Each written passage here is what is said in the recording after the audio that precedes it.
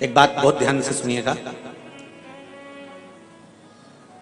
विवाह, शादी,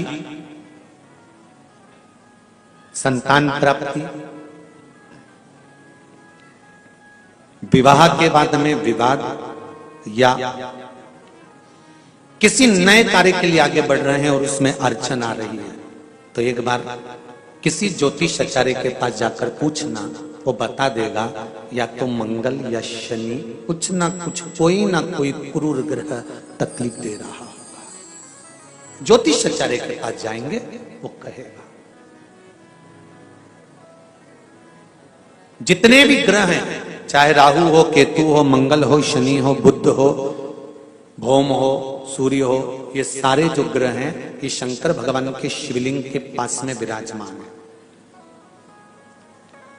शिवलिंग के पास में विराजमान।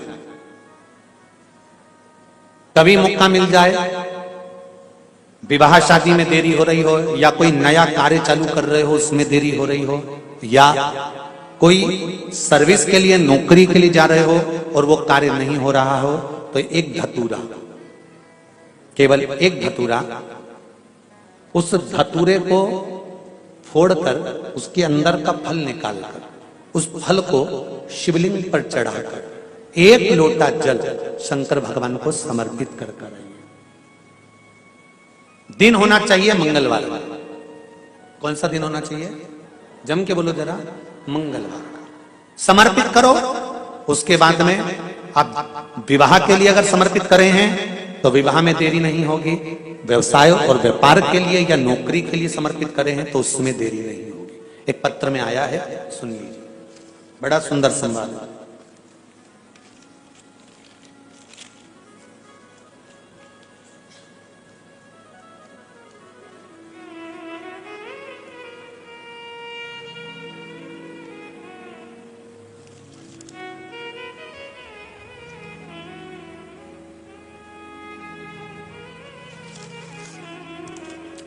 Shri D Sarika, D Shankar, Sangareddy, Telangana. कहीं बैठे हैं? आप ही हैं?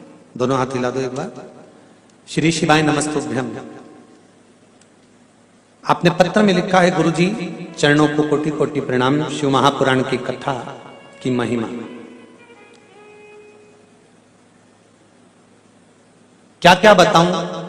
शिव पंचायत कथा से हमने, जो शिव पंचायत कथा हुई थी, आप लोगों ने भी टीवी पर श्रवण करी होगी, उस कथा से हमने सुना था।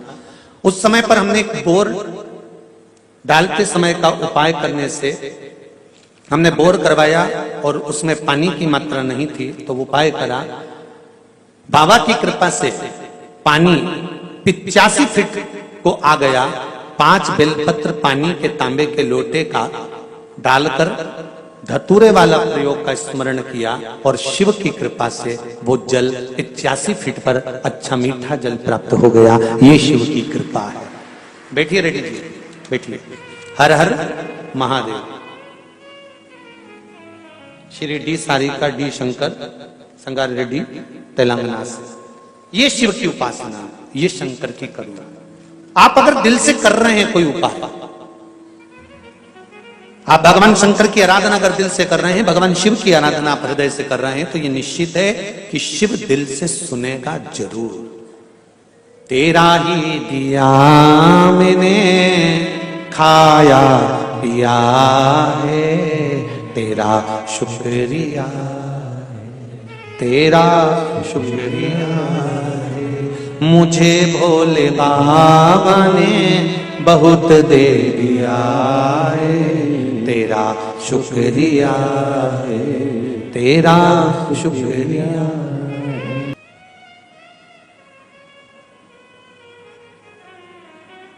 एक बार माता पार्वती जी ने शंकर जी से एक प्रश्न किया। नवग्रह शिव महापुराण की कथा हैदराबाद भाग्यनगर से सुन रहे हो। जितने लोग भी आस्था चैनल पर, फेसबुक, यूट्यूब पर और इस पंडाल में कथा सुन रहे हैं, बड़े ध्यान से सुनना। मां पार्वती भगवान शंकर से एक प्रश्न कर रहे हैं।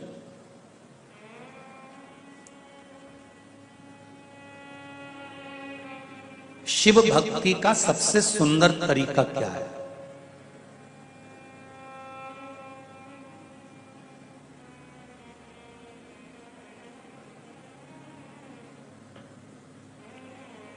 यदि हमको शंकर भगवान की भक्ति करना है तो उसका सबसे सुंदर तरीका, सरल तरीका क्या हो सकता है?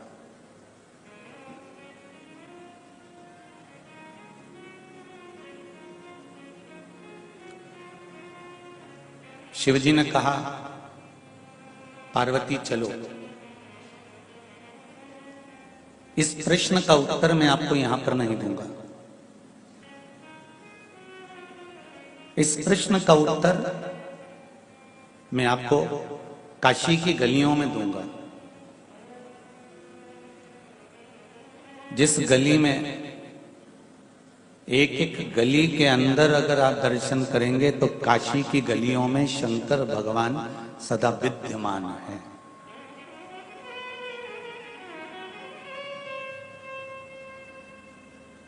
काशी की गलियों में मेरा शिव विराजमान है।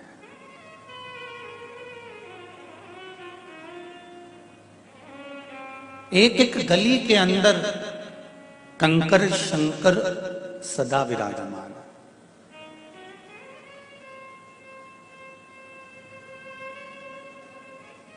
काशी की गलियों में भगवान शंकर पार्वती जी को लेकर चले।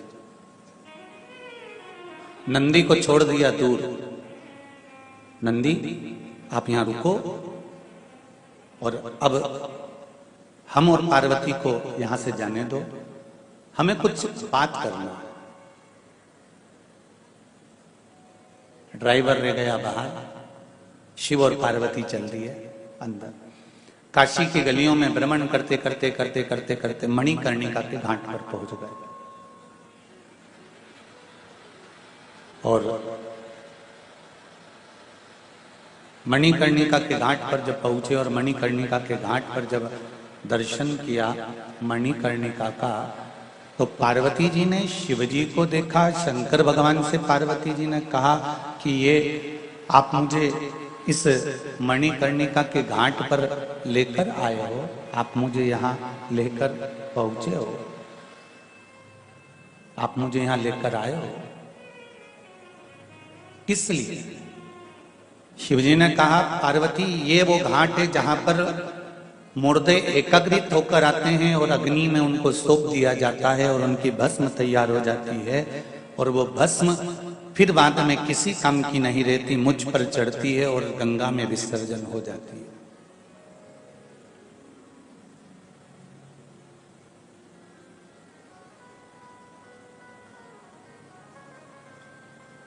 एक एक मुर्दे का स्वरूप देखिएगा पार्वती जी, ये कितने सुंदर हैं। यहां जितने बैठे हैं और जितने आस्था चैनल पर और फेसबुक पे कथा सुन रहे हो, यूट्यूब पर सुन रहे हो, दर्पण में आपका अपना मुख देखना कि आप कितने सुंदर हो।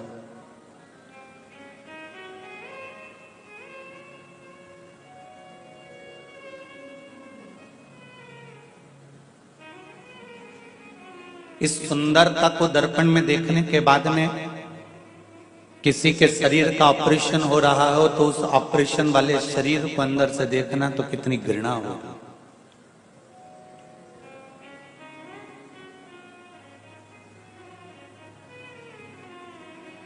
एक मांस के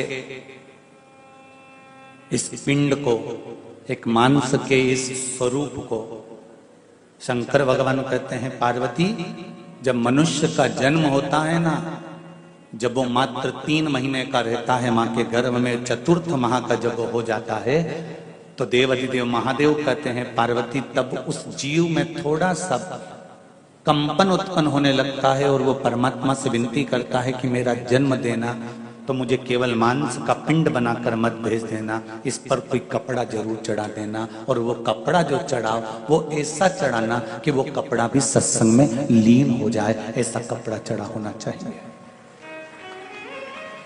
ऐसा वस्त्र चढ़ा होना चाहिए। ये जो चमड़ी, ये जो चर्म हमारे शरीर पर हमको दिख रही है इस मांस के पिंड के ऊपर, ये मेरे शंकर ने किराए से दी है आपको। श्वास इसका किराया है, भजन इसका किराया है, भक्ति इसका किराया है। जैसे नवरात्रि में गरबे होते हैं तो गरबा खेलने वाली बेटियां बेटे कपड़े खरीद कर नहीं लेके आते, किराए से लेकर आते हैं। आजकल तो शादी ब्याहों में भी दूल्हा दुल्हन के कपड़े किराए से मिलने लगे। बोलो रे जी हो, सही है कि गलत है? अरे जम के तो बोलो हैदराबाद वालों, सही है। आजकल तो शादी ब्याहों में भी किराए के कपड़े मिलने लगे। गरबा खेलने जाओ तो किराए के कपड़े लेकर आ जाते हैं। कपड़े 9-10 दिन तक रखे, गरबा खेला, श्रृंगार करा, दर्पण में मुख देखा, सेल्फी ली, फोटो खींचा, उसके बाद हमें वो कपड़े वापिस देना पड़ गए, दे दिए।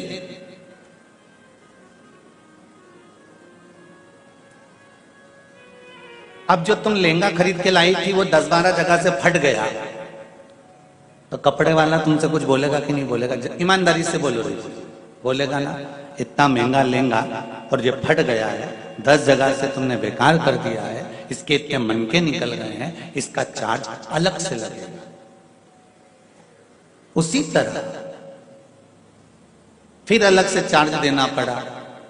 उसी तरह ये जो इस पिंड के ऊपर, मांस के लोंदे के ऊपर जो चमड़ी चढ़ी है, ये भगवान का दिया हुआ वो प्रसाद है, वो किराए की खोल है जिसको परमात्मा ने चढ़ा दिया। और ये किराए का जो खोल है, ये अगर सही तरह से वापिस नहीं जाता, ये वापिस वैसा की वैसा ही नष्ट हो जाता है। तो परमात्मा कहते हैं कि इसने पूरे कपड़े की डिजाइन बिगाड़ दी, इसको फिर जन्म दो, फिर वापिस जन्म दिया जाता है, फिर वापिस भेजा जाता है। पुनरपि जननम पुनरपि मरणम, बार बार जन्म देकर बार बार मृत्यु के प्रपंच में डालकर फिर पुनः भजन करवाया जाता है। परंतु वापिस लेकर देकर उस किराए के उस कपड़े को हमको वापिस करना होता है। उसी तरह ये संसार सागर में आकर हमको भी वापिस जाना होता है। और परमात्मा कहता है कि इसका सही उपयोग करो।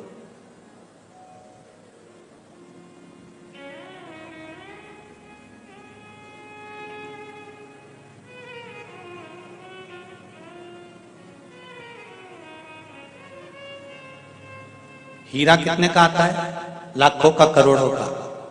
दर्पण कितने का आता है? 50 रुपए का, 100 रुपए का, 200 रुपए का। दोनों में कीमत किसकी ज्यादा होती है? हीरे की। पर हीरा पहनने के बाद सबसे ज्यादा जरूरत किस चीज की पड़ती है?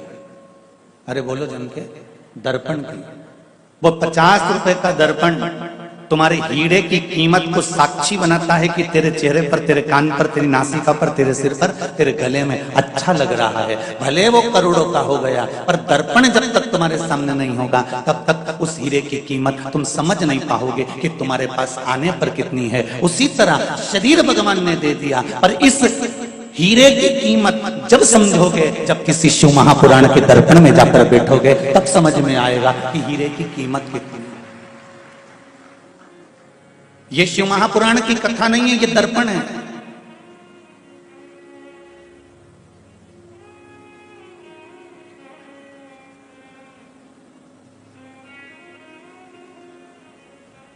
और इस दर्पण में,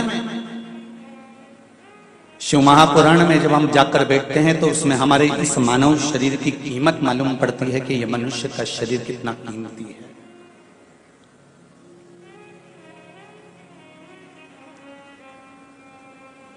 श्वास गिन गिन के तुझको मिलत है, ये लुटाने के काबिल नहीं है।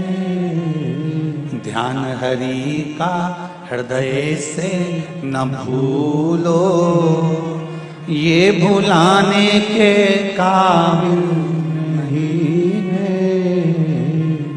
बड़ी मुश्किल से नर्तन पाया, ये गंवाने के काबिल नहीं है। बड़ी मुश्किल से ये मनुष्य की देह मिली है। हीरा जैसा शरीर मिला है, हीरे जैसा स्वरूप मिला है, हीरे जैसी चर्म मिली है, हीरा जैसा परिवार मिला है, पर इसकी कीमत जब पहचानी जाएगी, जब दर्पण में जाकर बैठोगे कि इसकी कीमत क्या है। बहस करने में कीमत नहीं निकालना है हमको, दुनिया के लोग इसमें भी बहस कर लेते हैं, मैं तुम्हारी बड़ी बहू ज्यादा सुंदर कि छोटी बहू ज्यादा सुंदर। तो सास से पूछा जाए तो सास एक ही बात कहेगी, जो मेरी सेवा करे वो सबसे ज्यादा सुंदर। सही है कि गलत है? जो सेवा करे वो सुंदर। अब उसमें कई कहते हैं कि बड़ी बड़ी सुंदर दिखती है, छोटी बड़ी अच्छी दिखती है, मंजली अच्छी दिखती है, संजली अच्छी। नहीं नहीं नहीं नहीं, जो सेवा में तल्लीन रहे, जिसकी चित्तवृत्ति में, जिसकी बुद्धि में, जिसके मन में सेवा का प्रकल्प प्रबल रहे, समझ लो वही सुंदर। भीतर की भी तो सुंदरता दिखी जाती है।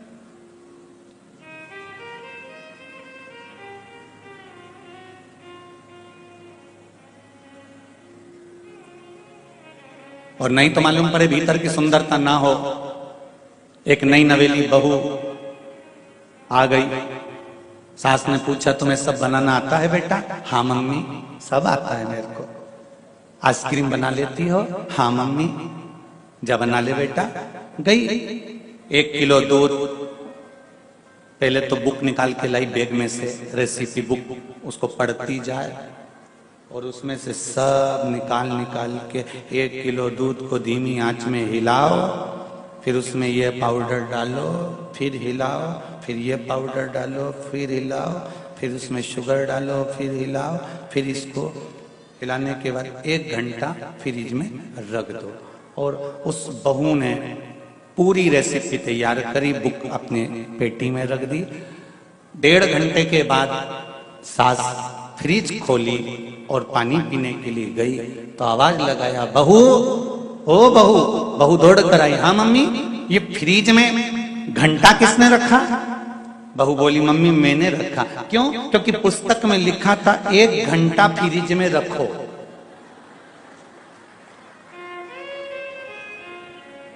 सास ने माथा ठोका, अरे ओ पगली, मंदिर का घंटा रखने थोड़ी ना बोला था, जो तूने वो गोल तैयार करा था उसको 1 घंटा फ्रिज में रखना था, और तू चली तो मंदिर का घंटा फ्रिज में रखकर आ गई। तो इस हम कह दें कि सास कह दे कि बड़ी बहू अच्छी है कि छोटी अच्छी है कि मंजली अच्छी है कि संजली अच्छी है, जो सेवा में तल्लीन है वो अच्छी है।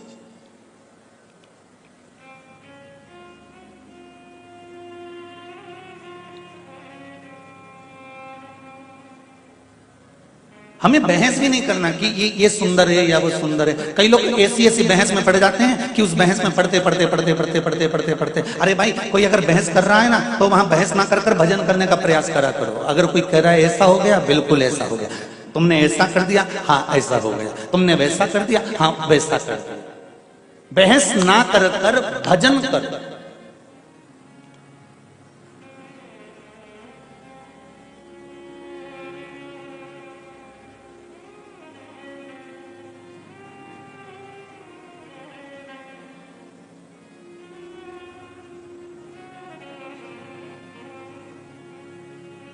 भजन में चित्त लगाओ, बहस ना। कोई कहे कि हाथी उड़ता है तो उससे कह दो हाँ भैया बिल्कुल तुम सही कह रहे हो। अभी कल की बात है, मैं जब खिड़की के बाहर कपड़े सुखा रहा था तब तार पे हाथी बैठा था। अगर कोई कह रहा है तो मान, ठीक है।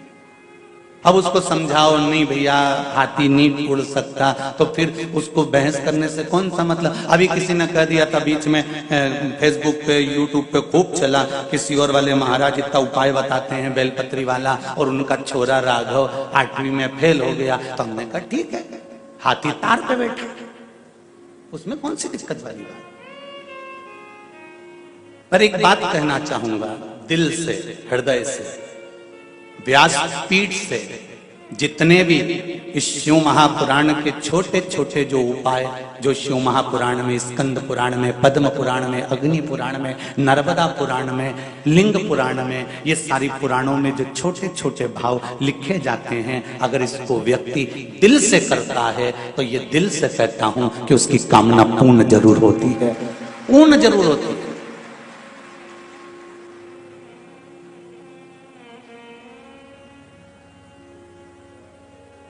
और इतना विश्वास है, जब राघव जी चश्मा लगाते थे और इतना मोटा लगाते थे और शिव महापुराण का एक उपाय हमारे को पढ़ने में आया कि शहद शंकर भगवान पर चढ़ाकर उसको नैनों में लगाना प्रारंभ करो, चश्मा उतर जाता है। तो राघव जी का जब चश्मा उतर सकता है तो बेलपत्री पर शहद लगाकर शिव को चिपकाने से राघव जी पास भी हो सकते हैं। ये निश्चितता है और पास हुए हैं।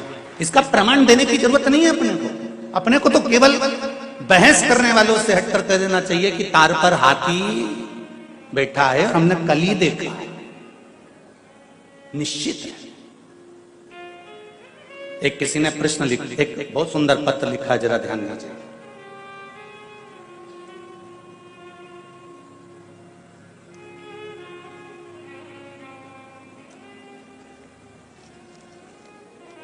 देखिए,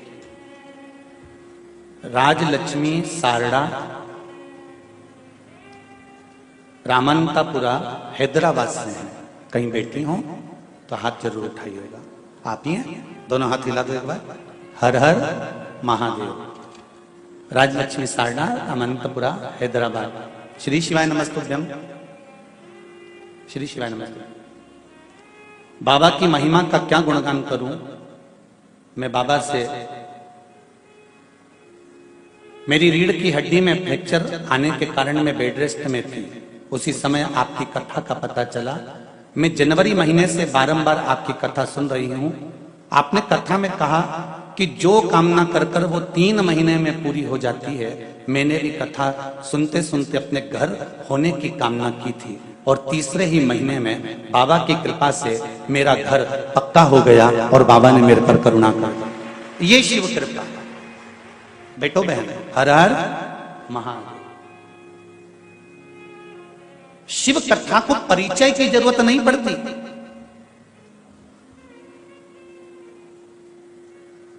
शिव कथा तो जो दिल से श्रवण करता है, हृदय से सुनता है। कल हमारे हरिद्वार वाले जजमान दोनों आए हुए, कल जब मिलने के लिए वहां पधारे तो उनके शब्द थे, गुरुजी शिव महापुराण की कथा करवाने के बाद व्यक्ति के हृदय को क्या मिलता है हम अपनी वाणी से गुणगान नहीं कर सकते। ये इनके शब्द थे।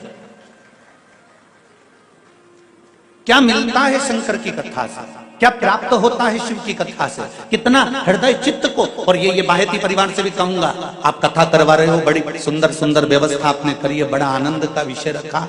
इतना बड़ा पंडाल, वो भी एसी का, आपने यहाँ पर लोगों के आनंद के लिए एसी का पूरा पंडाल रखा। इतनी भरचक गर्मी में इस पूरे आनंद के साथ आप कथा करवा रहे हो। मेरा निवेदन है, आप दिल से, हृदय से, चित्त से, मन से, वृत्ति से शिव की आराधना करो। और जितने लोग इस पावन कथा को सुन रहे हैं, चाहे वो आस्था चैनल के माध्यम से सुने, फेसबुक यूट्यूब के माध्यम से सुने, चाहे इस पंडाल में बैठकर सुने, जिस समय आप इस पंडाल के अंदर प्रवेश करें उस समय आपके हृदय में यह बात रहना चाहिए कि मैं शंकर से मन लगाने, दिल लगाने, मैं शिव से अपने दिल की बात बोलने के लिए आई हूं। और मेरा विश्वास है कि 3 महीने में मेरा देवाधिदेव महादेव उसको पूरा करेगा जरूर। ये निश्चितता है।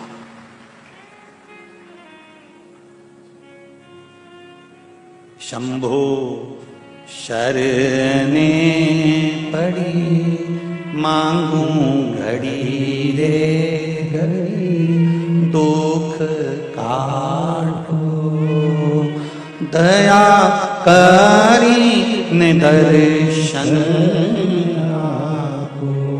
आप शिव की भक्ति में अगर डूबे हुए हो, शंकर के स्मरण में अगर डूबे हुए हो, शिव आराधना में अगर डूबे हुए हो, शंकर के मंदिर जाना अगर आपने प्रारंभ कर दिया है, शंकर को 1 लोटा जल चढ़ाना अगर आपने प्रारंभ कर दिया है, शंकर की भक्ति में अगर डूब चुके हो। एक प्रश्न आया था कल, वो कक्ष में रह गया है।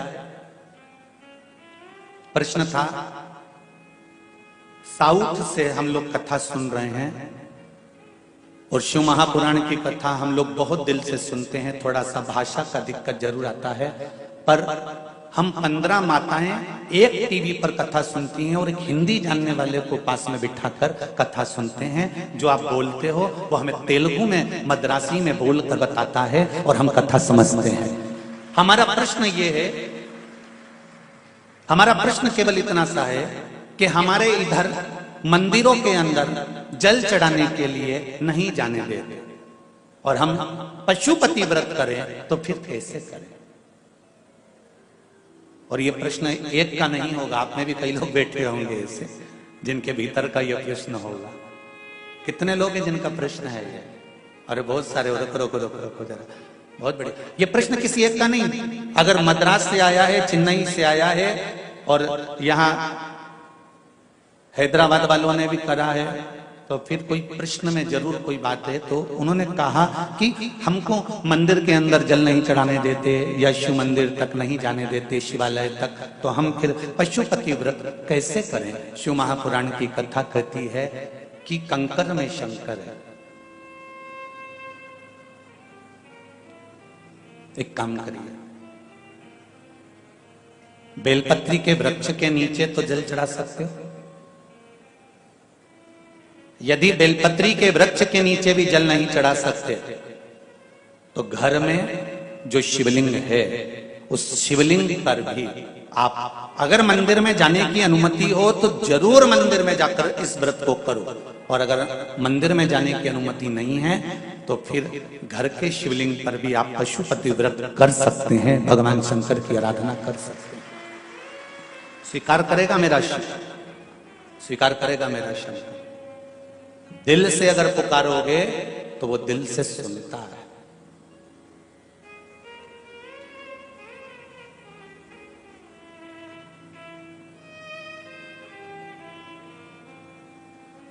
कितना सुंदर कहा है कि मंदिर के अंदर भी नहीं जा सकते तो मंदिर के बाहर से भगवान का दर्शन कर लो। मंदिर के बाहर से भी दर्शन ना मिले तो उसकी चौखट का दीदार कर लो। चौखट पर भी नहीं जा सकते तो मंदिर के शिखर का दर्शन कर लो। शिखर दर्शनम सर्व पाप नाशनम, शिखर का दर्शन हो जाए उतना ही बहुत है। और वो भी ना मिले तो जिस गली में मेरा शंकर का मंदिर हो उस गली से निकल कर ही चले जाना, उतने में भी तुम्हारा कल्याण निश्चित है। मात्र उसके द्वार से निकल कर चलेगा।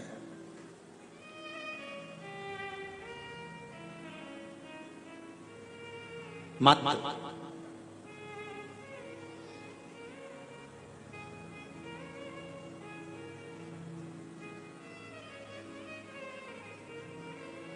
कोई कहता है मेरे महबूब में चांद नजर आता है।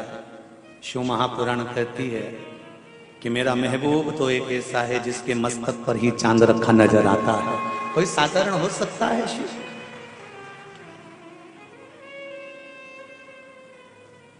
तुझ में रब दिखता है यारा, मैं क्या करूं। शंकर के एक एक कंकर में मेरा शिव नजर आता है, कंकर के अंदर शंकर नजर आता है।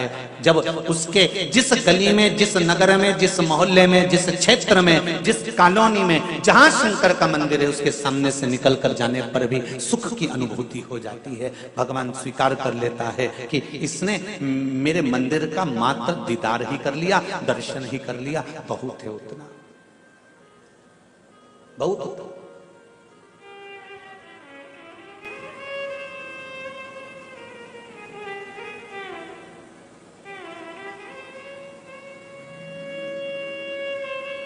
मैंने तेरे ही भरोसे बाबा, तेरे ही भरोसे हवा बिच उड़ती जावांगी।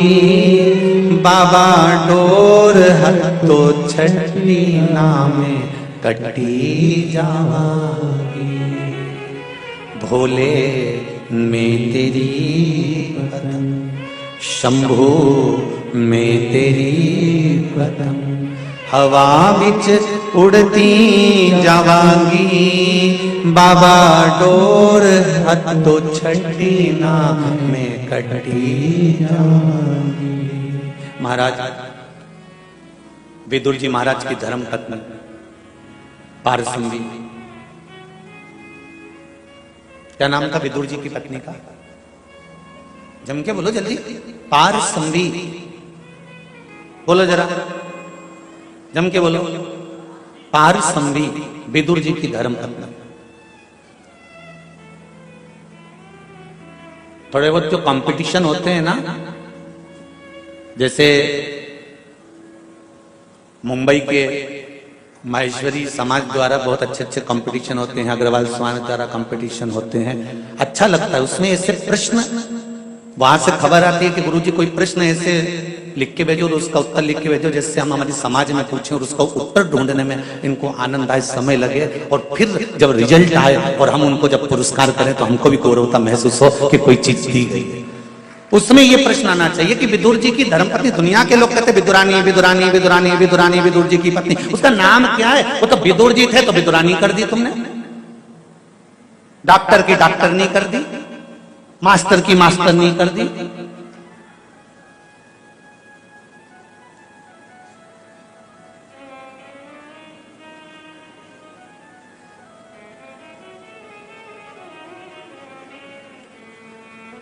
अब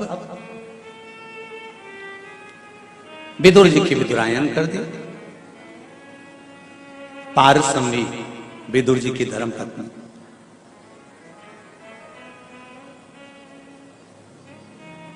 प्रतिदिन एक बेल वृक्ष के नीचे जाती थी, कंकर उठाती थी, बेल वृक्ष के नीचे रख देती थी और एक लोटा जल जो घर से लेकर जाती थी, स्मरण करती करती करती करती करती करती शिव को चढ़ाकर आ जाती थी। एक बार पारसमणी ने जब जल चढ़ाकर लौट कर आई तो विदुर जी ने पारसमणी से पूछ लिया, विदुरायन से पूछ लिया, आज तुमने भगवान शंकर से क्या मांग लिया जो इतनी प्रसन्न दिख रही हो? तो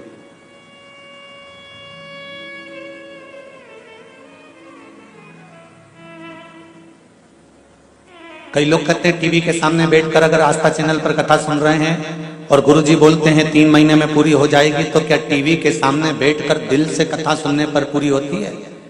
तो वो बहन जी से पूछना, उन्होंने भी हमको यहाँ नहीं देखा होगा, ना हम उनको मिले होंगे, टीवी के माध्यम से कथा सुनी होगी और वहीं पर बैठकर मांगा होगा। दिल से कहो तो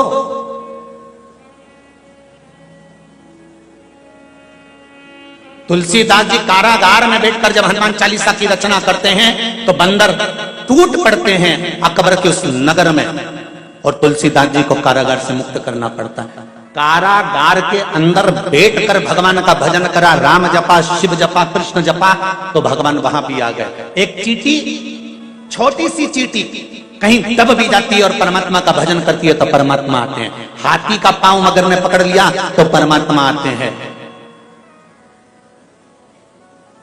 7 ताले में बंद होकर भी आप भगवान को पुकार रहे हो और दिल से पुकार रहे हो तो परमात्मा मिलेगा जरूर। भगवान की भक्ति अगर दिल से कर रहे हो तो वो सुनेगा जरूर, मिलेगा। आप में से कई लोग ऐसे भी होंगे जिन्होंने शिव जी से विनती करी होगी कि एक बार हैदराबाद में शिव महापुराण की कथा जरूर हो जाए। और बाबा ने सुनी कि नहीं सुनी? अरे बोलो तो जरा, सुनी ना हैदराबाद वालों? दिल से सुनी और बाबा सुना, कथा हुई। बाहेती परिवार को बाबा ने कृपा करी और बाहेती परिवार ने ये कथा का आयोजन रखा। कहीं शिव कृपा हुई, शंकर की करुणा हुई। बैठ जाओ बाबू।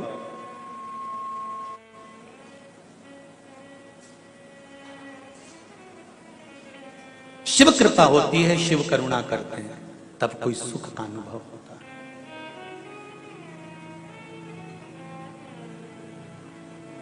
आज पारसमणी तुम इतनी खुश हो, विदुर जी विदुरायन से कह रहे हैं आज आप बड़ी प्रसन्न दिख रही हो, क्या मांग लिया आपने बाबा से? विदुरायन कहती है, पारसमणी कहती है, जो किसी ने नहीं मांगा वो मैंने मांगा। दुनिया के लोग मंदिर में जाते हैं तो भगवान से कहते हैं भगवान मुझे ये दे दो, भगवान मुझे वो दे दो।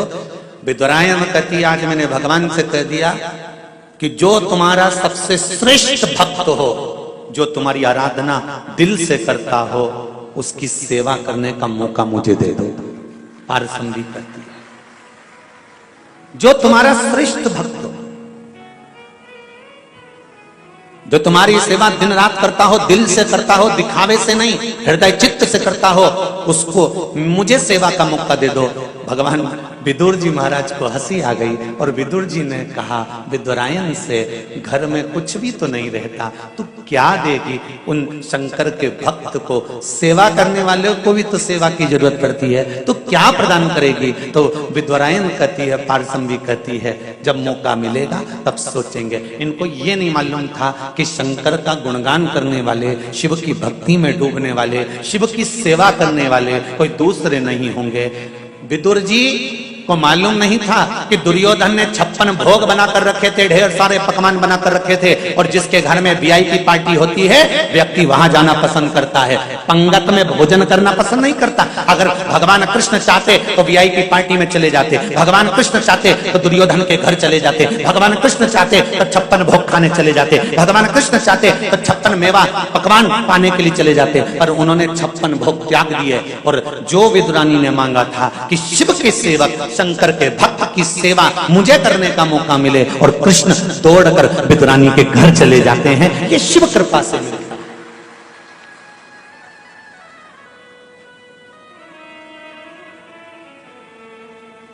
क्या विदुर जी की भक्ति में इतना बल था कि भगवान कृष्ण को घर बुला लिया?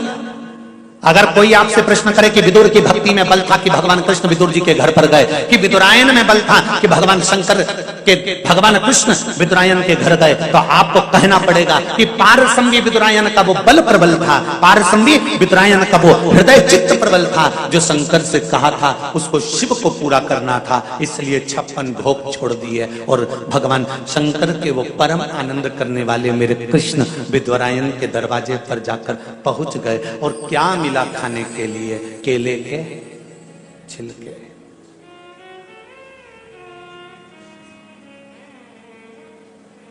किसी ने अंदाजा लगाया?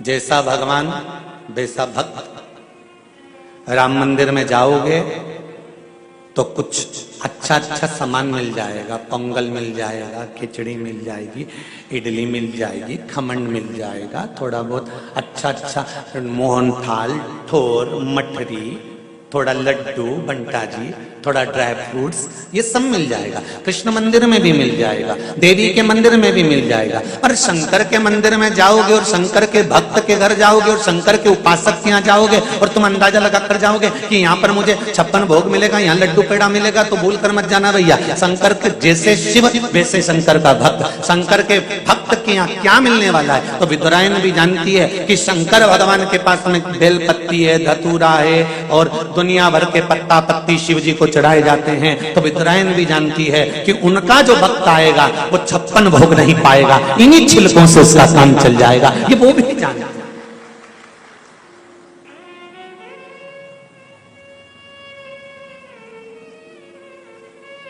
बहुत वीआईपी को बुलाओ ना तो वीआईपी जैसी व्यवस्था करना पड़ती है, साधारण को बुलाओ तो साधारण जैसी व्यवस्था करना पड़ता है। जरूरत है ही क्या? आए खाए पिए मौज करे चल जाए।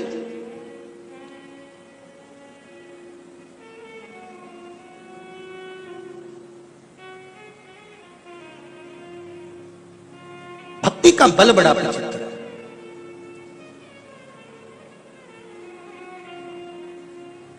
और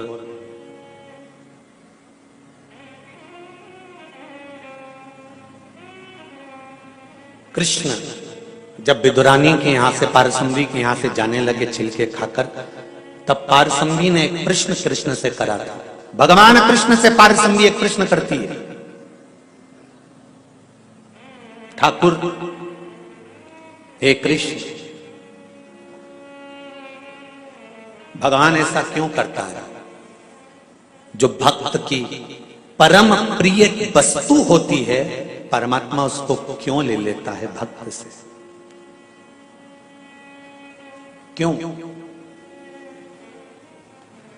भगवान कृष्ण ने कहा, विदुरानी जी, ओ काकी, आप शंकर की भक्त हो, शिव की उपासक हो, शंकर पर एक लोटा जल चढ़ाती हो आप, बेलपत्री के वृक्ष के नीचे प्रतिदिन जाती हो आप,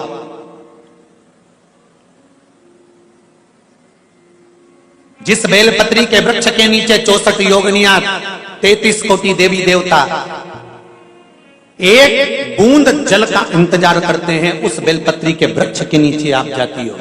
साधारण नहीं है।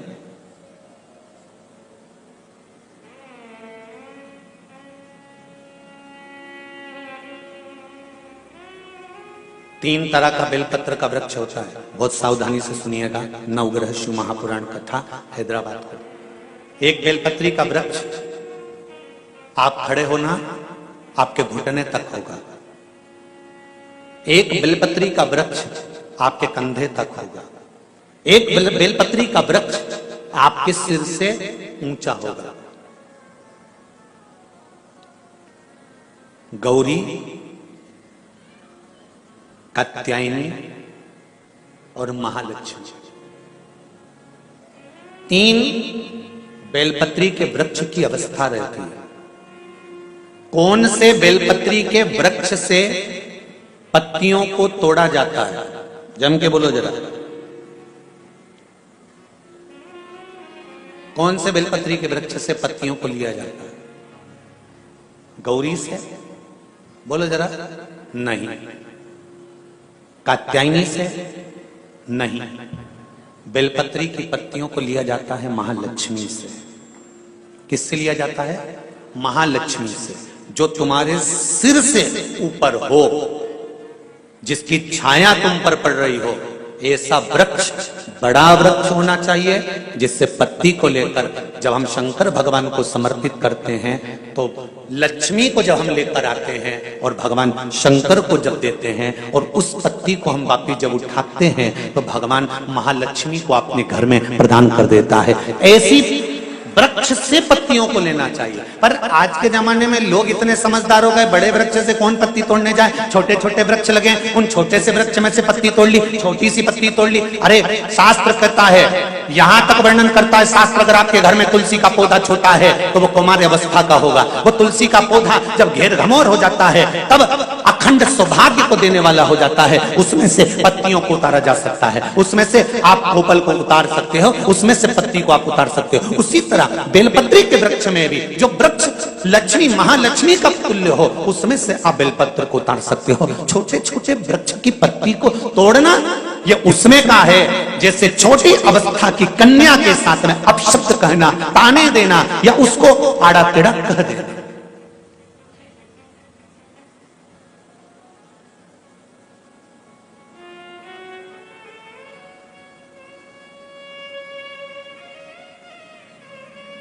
नवरात्र में कन्याओं का भोजन कराती हो कि सौभाग्यवती माताओं का भोजन कराती हो? जल्दी बोलो। कन्याओं का। तो सौभाग्यवती को कराने में क्या दिक्कत है? नवरात्र में सौभाग्यवती को भोजन कराने में क्या दिक्कत है? पर दुनिया के लोग कहते हैं कि नवरात्र में कुंवारी कन्याओं का भोजन कराना चाहिए। और जब सौभाग्यवती माताओं का भोजन होता है, सुहागन करते हो, जब तुम्हारे घर में जब सुबासनी करते हो, सौभाग्यवती माताओं का भोजन करते हो, तब कुंवारी कन्या का भोजन कराते हो क्या? नहीं, उस समय सुहागन माताओं का भोजन होना जरूरी है। ये एक अवस्था होती है कि कब कुंवारी कन्या को भोजन कराना है, कब सौभाग्यवती को भोजन कराना है, कब बटुकों को भोजन कराना है, कब ब्राह्मणों को भोजन कराना है, कब ब्राह्मण के बच्चे को भोजन कराना है, कभी साधु संत सन्यासी तपस्वी साधक उपासक को भोजन कराना है। एक समय की अवस्था होती है। जैसे जिसकी पत्रिका में मंगल होता है, जिसकी राशि के अंतर्गत मंगल होता है और उसका विवाह नहीं हो रहा, या मंगल होने के कारण बस उसको तकलीफ आ रही है, या विवाह हो भी गया तो संबंध टूटने जैसा हो गया, कहीं कहीं अदालत में कार्रवाई चलने लगी, कहीं कहीं विवाद जैसी स्पर्धा उत्पन्न हो गई, कहीं कहीं विवाद सामने आ गया, तो उसको कुछ नहीं करना चाहिए। अगर बाजार जाए, अगर मूंगा किसी की अंगूठी में लगा हुआ हो, या मूंगा कहीं उसके घर में पड़ा हो,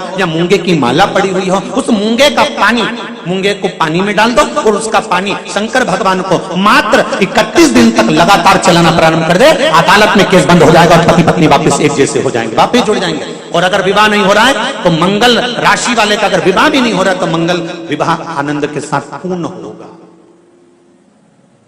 ज्यादा भटकना, बस 31 दिन तक मूंगे का पानी, जो मूंगा आप लोग अंगूठी में पहनते हो, हाथ में पहनते हो, माला पहनते हो, उसी मूंगे को पानी में डालकर उसका जल शंकर को चढ़ाना प्रारंभ कर दो।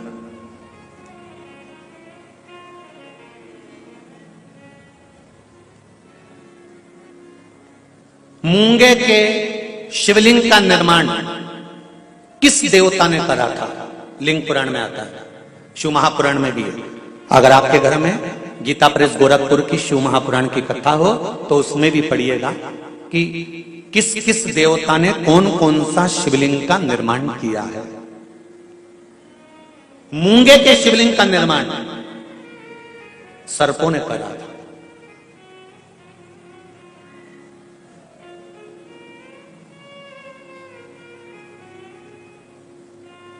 जब शिवलिंग का निर्माण हुआ, पूजन हुई, शिवजी ने आकर आशीर्वाद प्रदान करा, तब सर्पों ने केवल एक बात मांगी थी कि हमारी इन सर्प कन्याओं, ये सांप की बेटियां हैं, सर्प की बेटियां हैं, सर्प के पुत्र हैं, इनका विवाह कैसे होगा?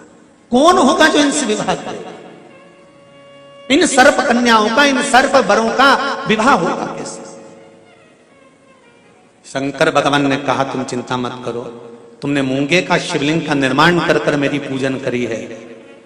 जब जब एक लोटा जल समर्पित होगा और जो हृदय से मुझे चढ़ाएगा, उस कन्या के विवाह का, उस वर के विवाह का भार मेरे माथे पर आ जाएगा और मंगल विवाह मैं करूंगा। ये शिव वचन है।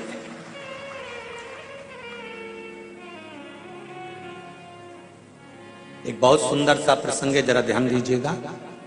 कई लोग कहते हैं हमारा गुस्सा कंट्रोल में नहीं आता, हम बहुत गुस्सा आता है गुरुजी। कोई कहता है मेरी बहू को गुस्सा आता है, कोई कहती है मुझे गुस्सा आता है, कोई कहता है मेरे बेटे को आता है, कोई कहता है मेरे बच्चे को आता है। गुस्सा कंट्रोल नहीं होता, अब शब्द निकल जाता है, ताने निकल जाते हैं, आड़ टेढ़ा निकल जाता है, आप शब्दों पर अपशब्द निकल जाते हैं, बाद में पछतावा भी होता है, बाद में दुख भी होता है, बाद में मन में सोचने में आता है कि ये क्यों हो गया। तो कुछ दिन मूंगे का पानी, अगर मूंगा नहीं हो तो केवल जल का पात्र, उसमें केवल एक हरी मूंग डालकर शिवजी को वो जल चढ़ाना प्रारंभ कर दो। 15 दिन 20 दिन प्रतिदिन शंकर को जल चढ़ाना प्रारंभ तो करो। क्रोध कितना भी तेज आ रहा होगा, संयम में आना प्रारंभ हो जाएगा और मुख से अपशब्द निकलना बंद हो जाएगा। संयमित वाणी के लिए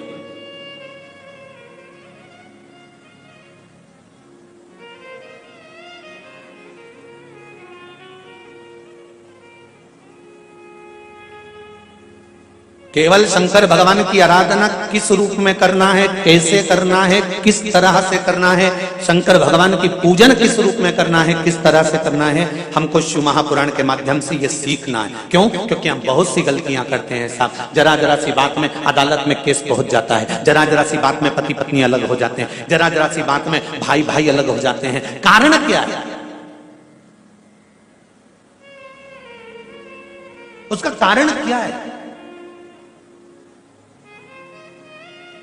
जेठानी को मालूम है मेरा पति कमा रहा है, देवरानी को मालूम है मेरा पति कमा रहा है, जेठानी को देवरानी को दोनों को मालूम है कि सास और ससुर की जो जायदाद होगी वो आधी आधी मिलेगी। फिर लड़ाई किस बात की है? फिर विवाद किस बात का है? फिर भाइयों में तकलीफ किस बात की है? फिर ननंद को मालूम है कि मेरे को भी एक दिन जाना है और भाभी को भी यहाँ पर रहना है, तो फिर ननंद और भाभी में विवाद किस बात का है? हमें बस ये समझना है कि लड़की अच्छी देखी, परिवार अच्छा देखा, कुटुंब अच्छा देखा, लड़का अच्छा देखा, परिवार अच्छा देखा, फिर विवाद किस चीज के लिए होता है? वो विवाद किसी दूसरी चीज का नहीं होता। विवाद केवल हमारे ग्रहों का, हम जो सोचते हैं, बहुत अभिलाषा लेकर आते हैं, वो पूर्ण नहीं होती तो तकलीफ आती है। उसको पूर्ण करने के लिए परिवार वालों पर जोर नहीं दिया जा सकता, उसको पूर्ण करने के लिए मेरे देवाधिदेव महादेव से कहा जा सकता है कि तेरे भरोसे पर यह कार्य किया, तेरे बल पर।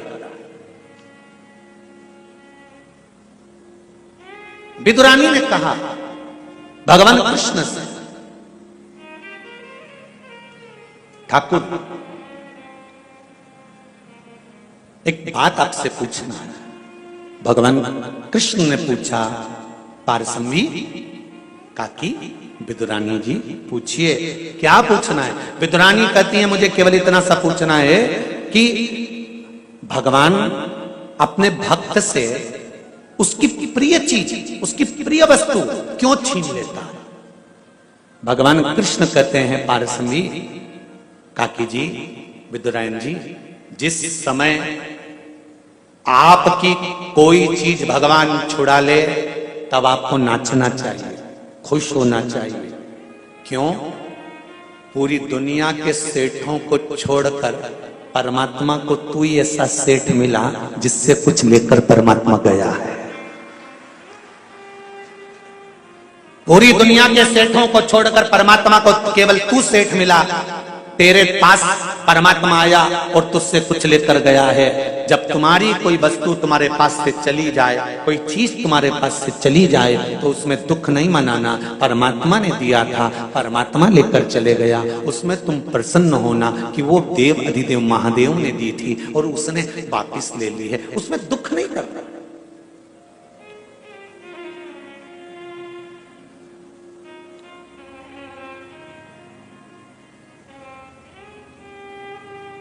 जब कोई मरता है ना तो घर के लोग रोते हैं, इनको कोई रुलाता है? अरे बोलो तो सही भाई, शादी में महिला संगीत में डांस करना है, नाचना है, तो उसकी तो प्रैक्टिस करना पड़ती है 15 दिन पहले। पर कोई मरे तो इतने सारे लोग आएंगे तो बैठ के रोना पड़ेगा, तो इसकी प्रैक्टिस कोई कराता है?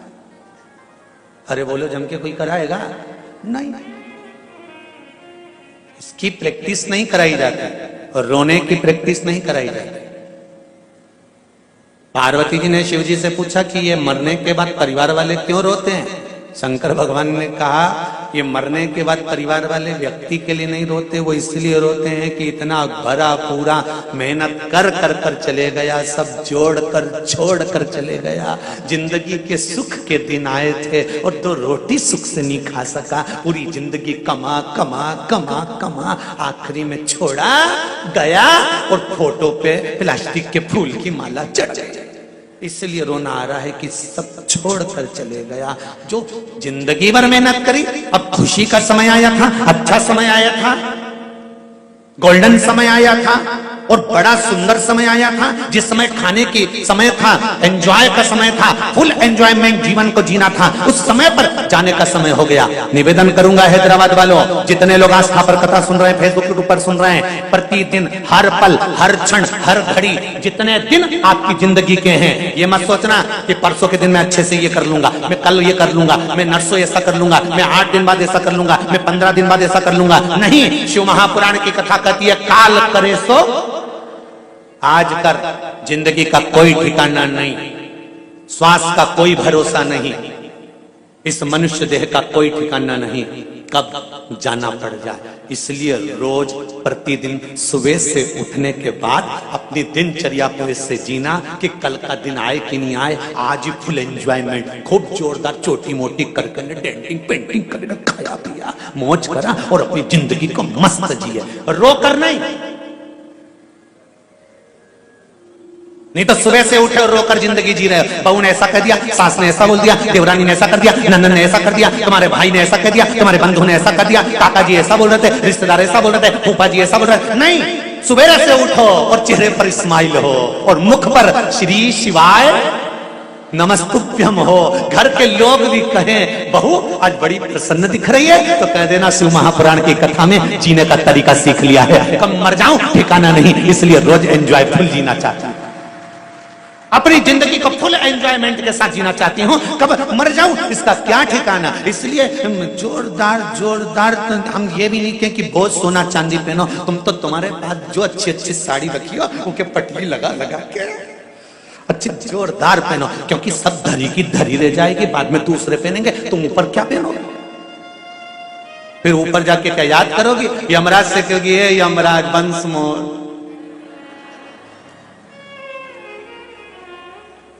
ए यमराज प्लीज एक्सक्यूज मी, एक बार छोड़ दे, तेरे पांव पड़ो, मेरे पति के पर्स में 5000 रुपए रखे हैं, तेरे को दूंगी, छोड़। यमराज के चल रही है लीला, अरियो कमला चल, सुने।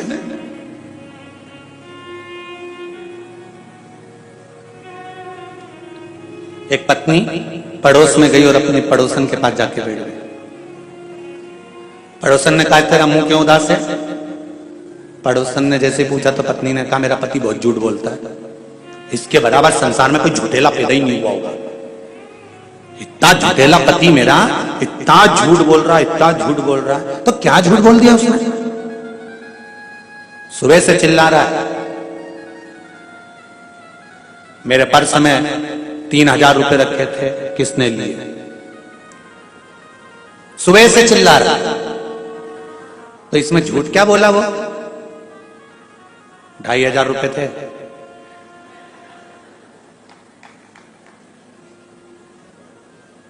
मैंने खुद पर्स में से निकाले 2,500।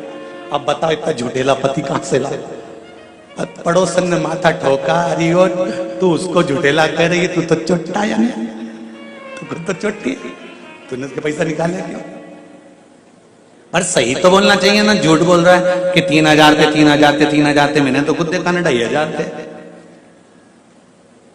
अपने जीवन को मस्त। नवयुवक बच्चे बहुत जल्दी नर्वस हो जाते हैं। एक व्यापार डाला, व्यापार नहीं चला, मम्मी मैंने बहुत मेहनत करी। मां कहती है चिंता मत कर। सबसे ज्यादा विल पावर मजबूत करने में अगर कोई आगे आती है तो वो घर की मां आगे आती है। हर पल कहती है चिंता मत कर।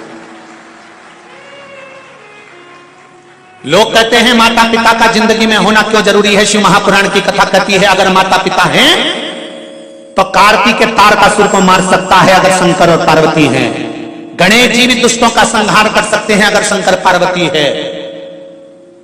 अशोक सुंदर भी संहार कर सकती है अगर शंकर पार्वती हैं। घर में जब तक बुजुर्ग माता पिता रहते हैं बच्चों का विल पावर मजबूत करते रहते हैं। घाटा लग गया ना, कोई बात नहीं, चिंता मत करना, मेरे पास में थोड़ा पड़ा है, चूड़ा ले जा, बेचिया, कर्जा निपटा दे, चिंता मत करना, फालतू की चीज मत सोचना। हो गया ना, जमीन पड़ी है ना गांव में, वो बेच देंगे, चिंता मत करना। एक माँ और एक पिता अपने बच्चों का विल पावर मजबूत करते रहते हैं। हर पल कोई संत, कोई साधु, कोई सन्यासी, कोई तपस्वी, कोई साधक, कोई उपासक अगर दुनिया में कोई है तो वो आपके घर में रहने वाले बुजुर्ग माता पिता हैं। ये संत, साधु और सन्यासी से कम नहीं है, ये किसी ब्राह्मण और संत से कम नहीं है। हर पल अपने बच्चों का विल पावर मजबूत करते हैं। मेरा बच्चा बोलता नहीं है, बहू कहती है ये 2 साल का हो गया, बोलता नहीं है। माँ कहती है चिंता मत कर, छोटा है ना, अभी तो रुक तो जा, धीरे धीरे सीख जाएगा, बोलेगा, चिंता मत कर। माँ उसका विल पावर मजबूत करती जाती है।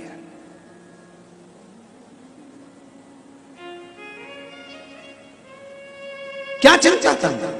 अब सौंप दिया इस जीवन का सब भार तुम्हारे हाथों, हे हार तुम्हारे हाथों में और जीत तुम्हारे।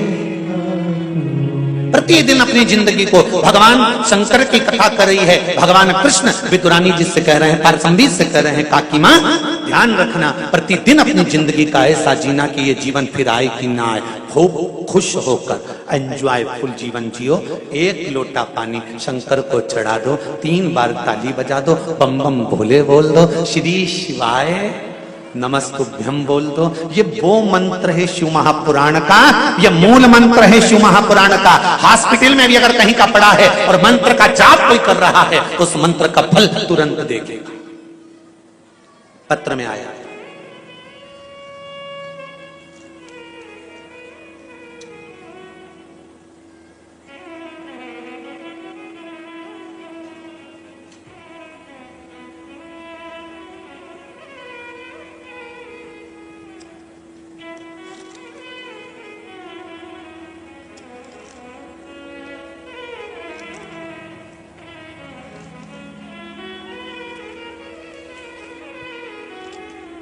शर्मिला बजरंग लाल जी काकानी हैदराबाद, कहीं बैठे हैं?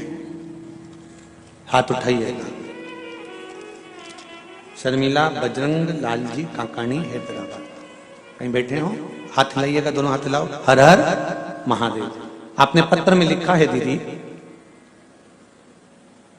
पहले तो धन्यवाद दूंगा कि आप लोग दिल से पत्र लिख रहे हो और बाबा देवादिदेव महादेव ने जो आप पर कृपा करी है उसका पूरा आनंद आपने पत्र के माध्यम से लिखा। जोरदार ताली बजाओ, बहुत बहुत साधुवाद। श्री शिवाय नमस्तुभ्यम, प्रणाम। पशुपतिनाथ व्रत के महिमा का और 1 लोटा जल, इन सबका मैं क्या वर्णन करूं? आपने जो जो उपाय बताया मैंने किया, इन सबका मैं क्या क्या वर्णन करूं?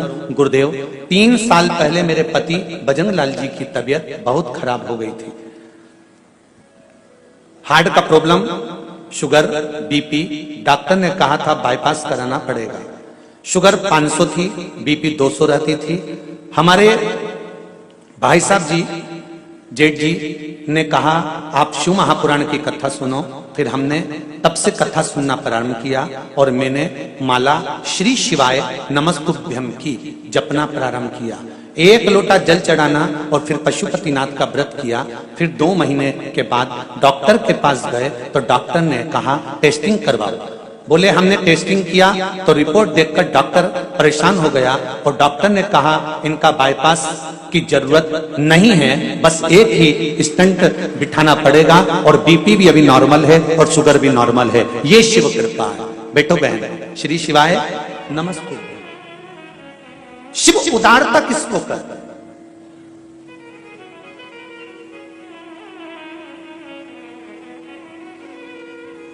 एक बार फिर कहूंगा, शिव महापुराण ना तो भभूति देती है ना बेल देती है। शिव महापुराण ना तंत्र विद्या जानती है ना मंत्र विद्या जानती है। शिव महापुराण इस व्यासपीठ से केवल एक बात जानती है कि शंकर का भजन करो। शिव से कहो, पड़ोसन से कहोगे तो वो अपनी जायदाद का हिस्सा नहीं देगी, सास से कहोगे तो वो सब कुछ दे देगी। शंकर इस मृत्यु लोक का देव है, उससे दिल से कहो वो दिल से देना प्रारंभ कर देता है। कहो तो उससे। ब्रह्मा ब्रह्म लोक में, भगवान विष्णु वैकुंठ लोक में और मृत्यु लोक का देव है देवाधिदेव महादेव, उससे दिल से कहो। तेरा ही दिया मैंने खाया पिया है, तेरा शुक्रिया है, तेरा शुक्रिया है। अगर भगवान कृपा करता है और हम उसकी कृपा का बखान करते हैं तो भगवान शंकर को भी लगता है कि मैंने किया तो इसने मेरा बखान किया। बहू अच्छा काम करती है ना, सास 4 लोगों में बैठकर कहती है ना कि मेरी बहू ने करा है, तो बहू प्रसन्न होती है। आप लोग जो पत्र लिखकर भेजते हो ना कि शंकर भगवान ने ऐसी कृपा करी और शिव सुनते हैं ना तो शंकर को अच्छा लगता है कि मेरा बखान किया, ये मेरा वर्णन कर रही है, मैंने किया तो कहकर बता रही है।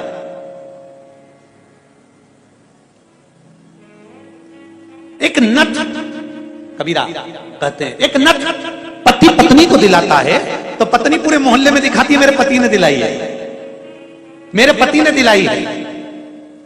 और ये मृत्यु लोक में आने के बाद अगर शंकर भगवान कुछ कृपा कर रहे हैं तो क्यों ना हम उसका गुणगान करें, क्यों ना हम उसका वर्णन करें कि उसने कृपा की, उसने कृपा।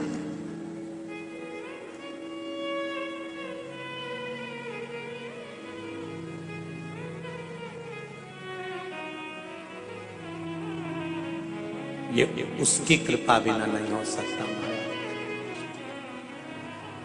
और हमारे कर्म के अनुकूल हम प्रतिदिन शिव की आराधना कर रहे हैं। श्री शिवाय नमस्तु,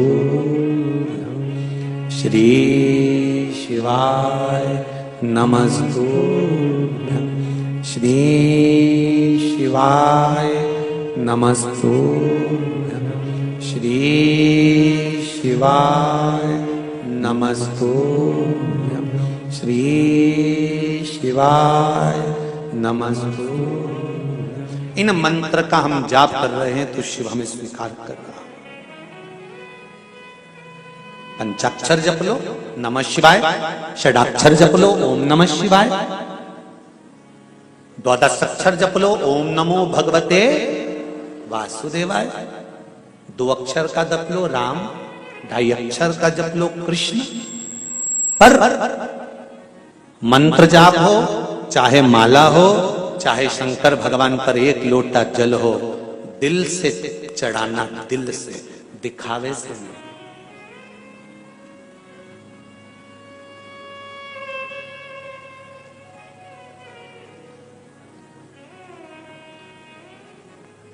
हैदराबाद शहर से कथा स्थल लगभग 15-16 किलोमीटर दूर तो होना चाहिए, क्यों भाई जी इतना तो होगा ना। 15-16 किलोमीटर दूर ये कथा स्थल है। एस कन्वेंशन 7 अमराई राजमहल होटल के पास हैदराबाद, ये जो स्थान है 15-16 किलोमीटर दूर से आप लोग अगर कथा सुनने के लिए यहाँ आ रहे हो तो शंकर जी का कोई भक्त ही होगा और उसका कोई उपासक ही होगा और दिल उस दिलदार से लगाया होगा, तब तो खिंचकर चले आ रहे हो, नहीं तो कहां आते इतने।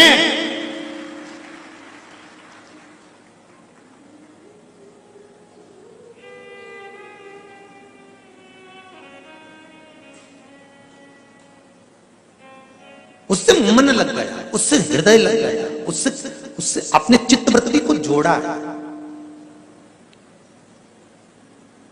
क्यों ना कृपा कर। पार्वती जी शिव जी के साथ भ्रमण कर रही है, पार्वती शिव जी के साथ घूम रहे हैं।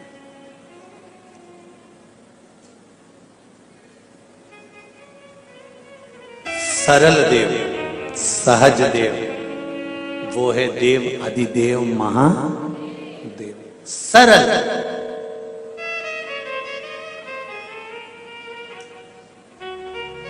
शिव मंदिर में कपाट नहीं, हृदय में कपट नहीं, परिवार में कोई झंझट नहीं, ऐसे मेरे शिव हैं।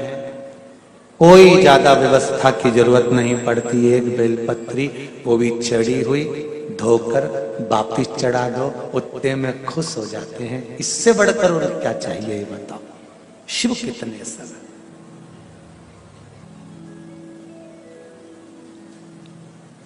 श्री शिवाय नमस्तु। सरल।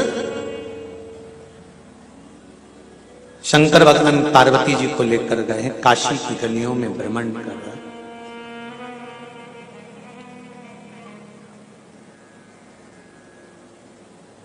घूमते हुए काशी की गलियों में पार्वती मणिकर्णिका पर बैठकर इस काया को देख रही है और उस काया को जलता हुआ भी देख रही है।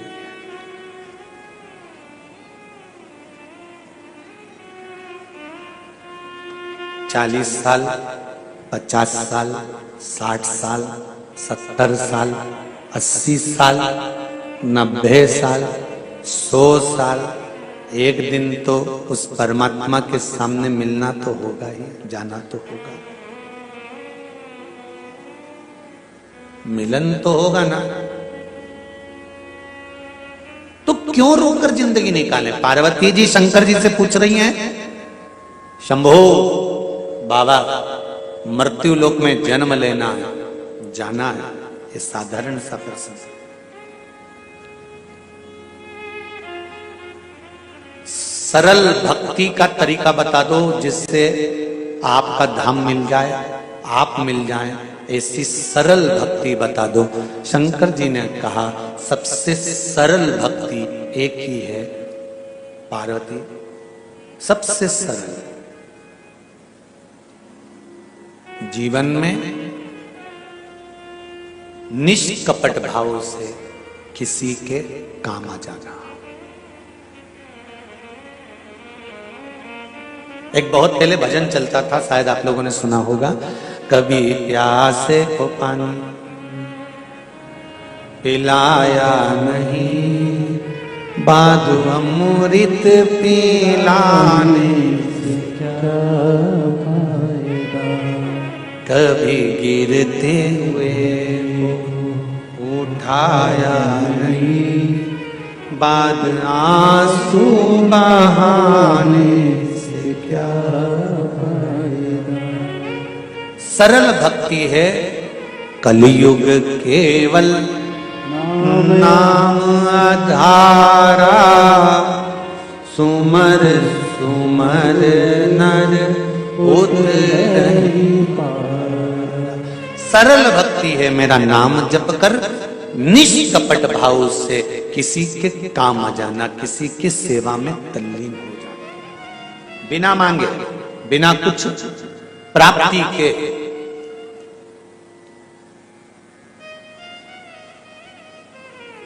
कभी विदुरानी जैसी चतुरता आप भी रखिएगा। एक आध बार शंकर जी के मंदिर में जाओ ना, और शिव जी जब अकेले दिख जाए। वैसे तो आज के समय में शंकर और अकेले बहुत बड़ी बात है। जब से शिव महापुराण की कथा टीवियों पर चालू हुई है, तब से शंकर जी के मंदिर में शंकर अकेले है ही नहीं। अब तो पार्वती जी को भी शिव जी से बात करना पड़ती है, तो इंतजार करना पड़ता है थोड़ा। है?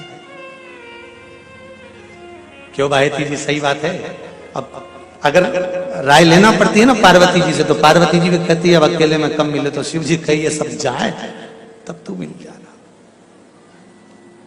बड़ी सरलता में भाव महाराज। जब भोलेनाथ जी अकेले में हो ना, तो एक आध बार पारसम्बी जैसी बात तुम भी शिव जी से कह दिया करो, बोले बाबा लोग तुम्हारे ऊपर खूब जल चढ़ाते हैं, खूब आनंद कराते हैं, खूब बेलपति चढ़ाते हैं, खूब धतूरा चढ़ाते हैं, खूब तुम्हें घिस घिस के नवाते हैं।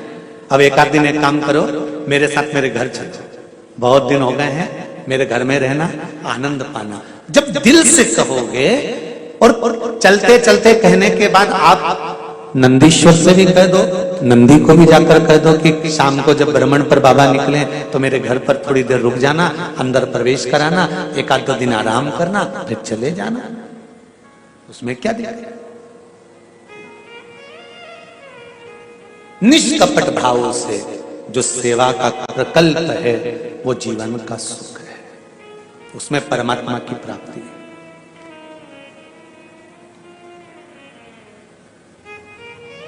मत जाओ किसी तीर्थ में, घर में अगर बूढ़े माँ बाप हैं तो उनकी सेवा कर लेना ही बद्रीनाथ और केदारनाथ के बराबर है। उनकी सेवा कर लेना ही बहुत है।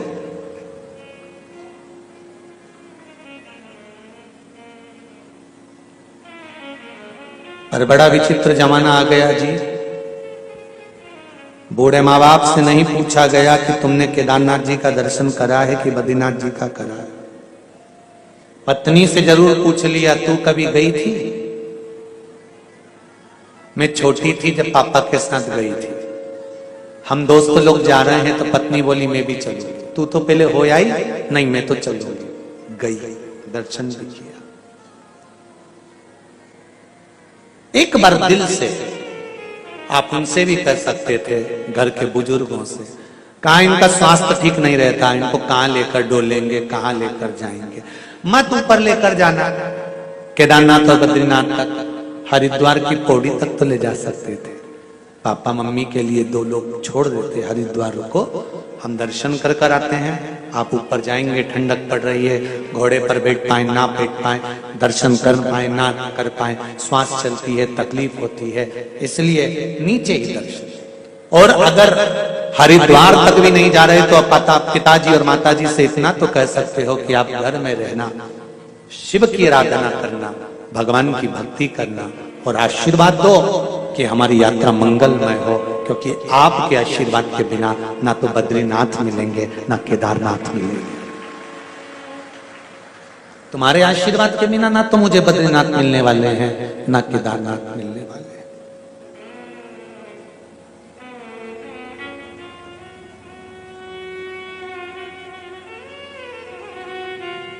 एक बच्चा रोज मंदिर जाता है और रोज मंदिर से आकर कहता है, मम्मी आज मैं रामेश्वरम गया था, आज मैं केदारनाथ जी गया था, आज मैं बद्रीनाथ जी गया था, आज मैं मल्लिकार्जुन गया था, आज मैं महाकाल गया था। माँ भी हंसकर कहती है, कहाँ पागलों जैसी बात करता है। पास में मंदिर जाता है लोटा भर जल चढ़ाने के लिए और कहता है मैं केदारनाथ गया था, मैं बद्रीनाथ गया था, मैं महाकाल गया था, मैं मल्लिकार्जुन गया था। तो इतने में पड़ोसन ने कहा, बेटे का दिल है, शंकर के मंदिर में अगर जल चढ़ाता रहता है और दिल से कहता है कि मैं वहां गया था, तो जब उसने जल समर्पित करा है रामेश्वर के नाम से, तो वो जल रामेश्वर पे ही गया था। ये निश्चित है, दिल से दिया गया।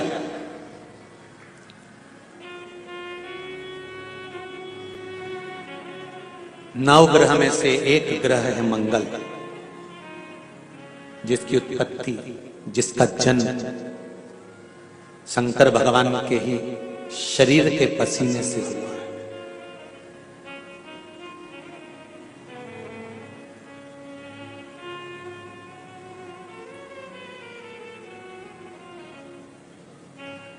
और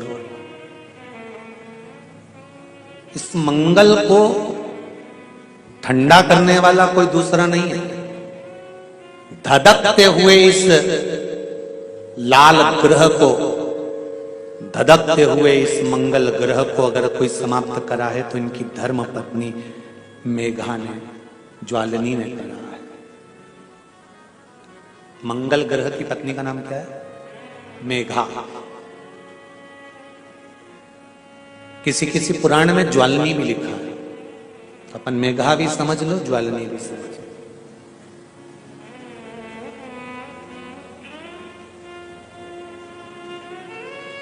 बहुत क्रोध है, बहुत क्रोध मंगल, क्योंकि इसके जन्म का जो समय है ना वो बड़ा विचित्र है। मंगल के जन्म का जो समय है वो बड़ा विचित्र है। जिस समय पर अंधकासुर बड़ा उपद्रव मचा दिया, जिस समय पर अंधकासुर ने बड़ा उपद्रव मचाया, बहुत उपद्रव मचाया,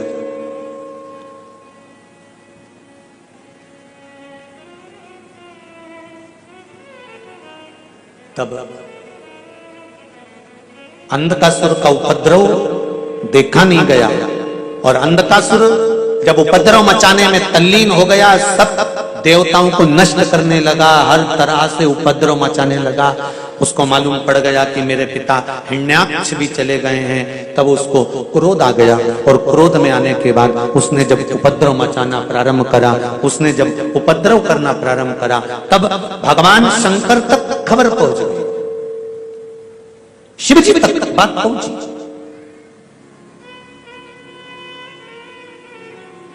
कि ये अंधकासुर जो आपके द्वारा जन्मा है। अंधकासुर का जन्म कब हुआ था? भगवान शंकर काशी में बैठे हुए थे, बड़े आनंद के साथ बैठे हुए थे। पार्वती जी पीछे से आ गई, उन्होंने शंकर भगवान के हाथ पर, अपने नेत्रों पर दोनों हस्तकमल रख लिए और जैसे ही हस्तकमल रखे तो शंकर भगवान के नेत्र बंद हो गए। नेत्र बंद होते से शंकर भगवान के नयन से एक बूंद नीचे गिर गया, अश्रु नीचे गिर गया। उससे पुत्र ने जन्म ले लिया जिसका नाम अंधकासुर था।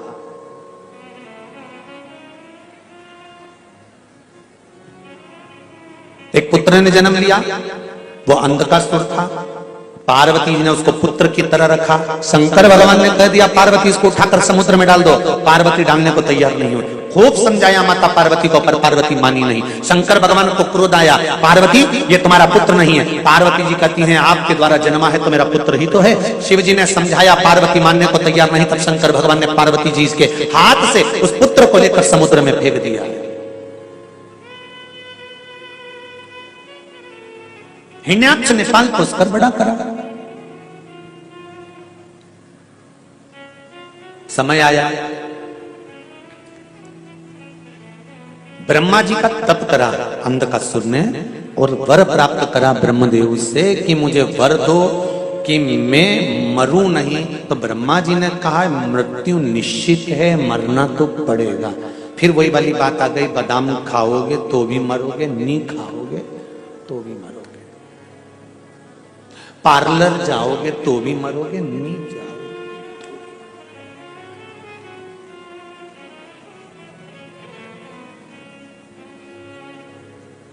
घूमने जाओगे तो भी मरोगे, नहीं जाओगे तो भी मरोगे। ऐसे बहुत सारे लोग मिलते हैं जो कहते हैं हम बद्रीनाथ गए, केदारनाथ जी गए और कुछ हो गया तो मत जाओ। घर में बाथरूम से नहा के बाहर आ रहे थे, चप्पल पहन रहे थे, पांव फिसल गया, चोट लगी, निपट गया। अब केदार जी गया था कि बद्री जी गया था?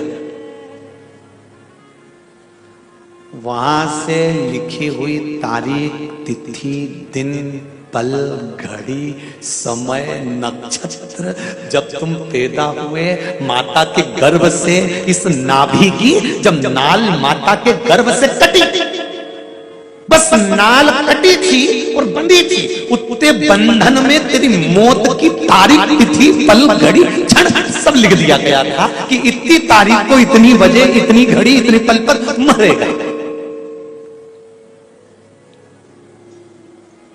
निश्चित हो गया। कोरोना जैसी महामारी आई, कई बुजुर्ग तो घर में बैठे रहे और जवान की जवान निकल नहीं।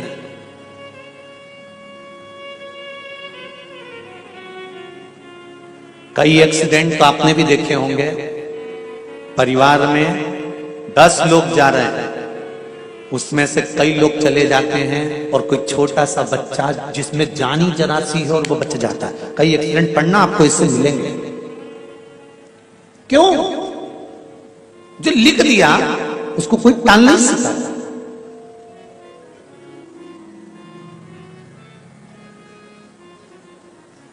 अकाल मृत्यु वो मरे जो काम करे चंडाल का, काल उसका क्या बिगाड़े जो भक्त हो महा काल का। अब तुम सोच के बैठे थे बद्रीनाथ जाएंगे, केदारनाथ जाएंगे, ये हो गया वो हो गया, तो निश्चितता है तुम्हारी मृत्यु की। अब यहाँ अंधकासुर ब्रह्मा जी से करा है कि मुझे वर दे दीजिए, मुझे वर दो, मुझे वर प्रदान करो कि मेरी मृत्यु ना हो।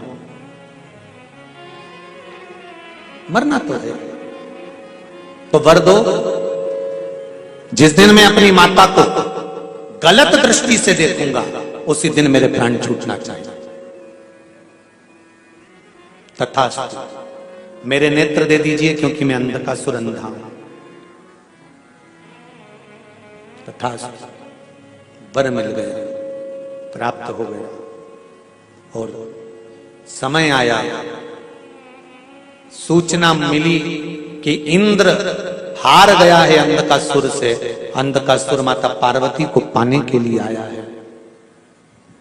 सूचना मिल गई और जो इंद्र हारा, हारते से इंद्र तुरंत शिव जी के पास गए, शंकर भगवान के चरणों में पड़ गए, प्रभु कृपा करो, क्या इस अंधकासुर को मारना है। शंकर भगवान क्रोध में लाल होकर तुरंत पहुंच गए और क्रोध में लाल होकर जैसे ही शंकर भगवान पहुंचे हैं, क्रोध में लाल होकर भगवान शिव जैसे ही पहुंचे, जैसे ही शंकर भगवान पहुंचते हैं और अंधकासुर के साथ में कई वर्ष तक शंकर भगवान का युद्ध हुआ है, क्योंकि अंधकासुर शिव जी के पुत्र हैं और शंकर और शिव के पुत्र में कोई अंतर नहीं है।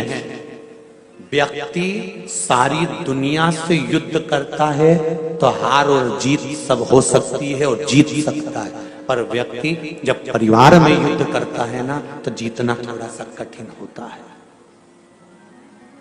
हारता कहां है व्यक्ति? परिवार में हारता है। डीले कम कर थोड़ा सा गड़बड़, परिवार में हार जाता है।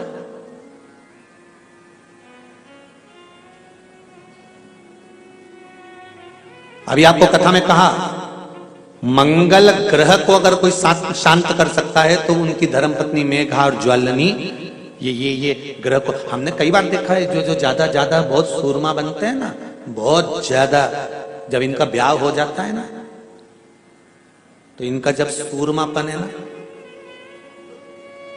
पत्नी आंखों में लगा लेती है, अच्छे सूरमा बना।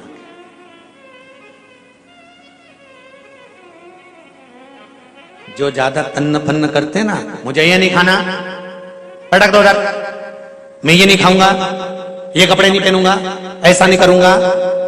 इनकी शादी हो जाए जब इनको देखना, अम्बे तू है जगदम्बे काली,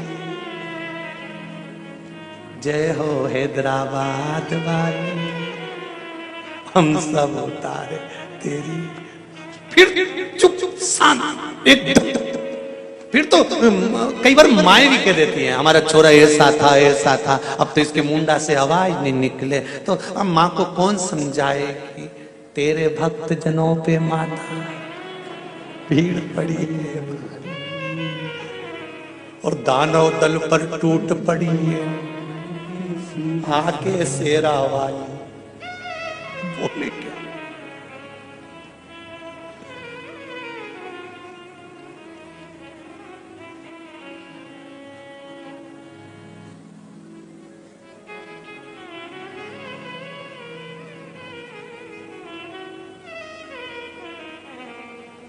जय हो प्रभु, धन्य है। शिव पुराण कर रही है, शंकर भगवान को क्रोध आया और जैसे ही शिव जी को क्रोध आया, मारने के लिए आतुर हुए, शंकर भगवान के सिर से एक पसीने की बूंद पृथ्वी पर गिर गई। गिरते से एक धधकता हुआ अंगारा, लाल धधकता हुआ अंगारा ग्रह एक पुत्र के रूप में जन्म ले लिया। पृथ्वी से हुआ इसलिए मंगल कहला गया। धधकता हुआ।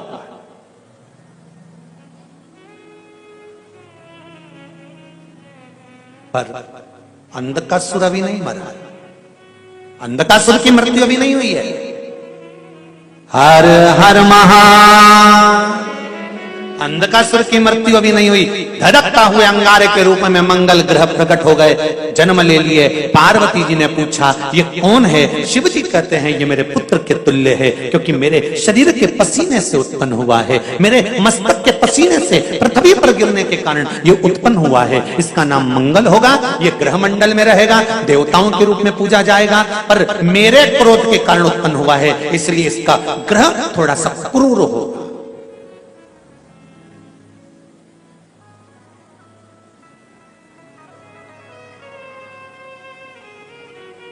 शिव आराधना का फल, शंकर की स्तुति का फल, केवल शिव की आराधना के लिए एक लोटा जल शंकर को राजी करने का सबसे सुंदर तरीका। अंधकासुर मरा नहीं, प्राण छूटे नहीं, फिर युद्ध हुआ। 1000 वर्ष तक अंधकासुर के साथ शंकर भगवान का युद्ध हुआ है।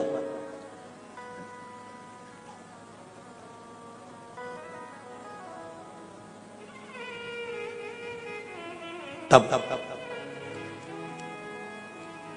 उसी समय पर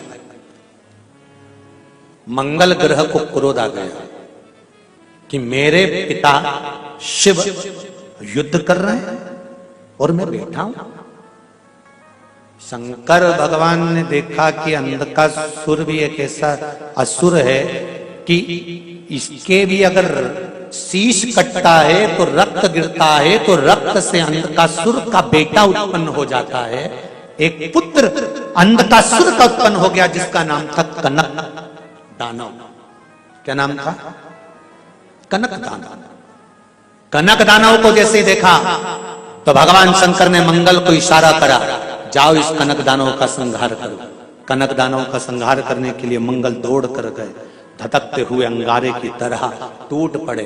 कनक मर गया। अंधकासुर को और क्रोध आ गया।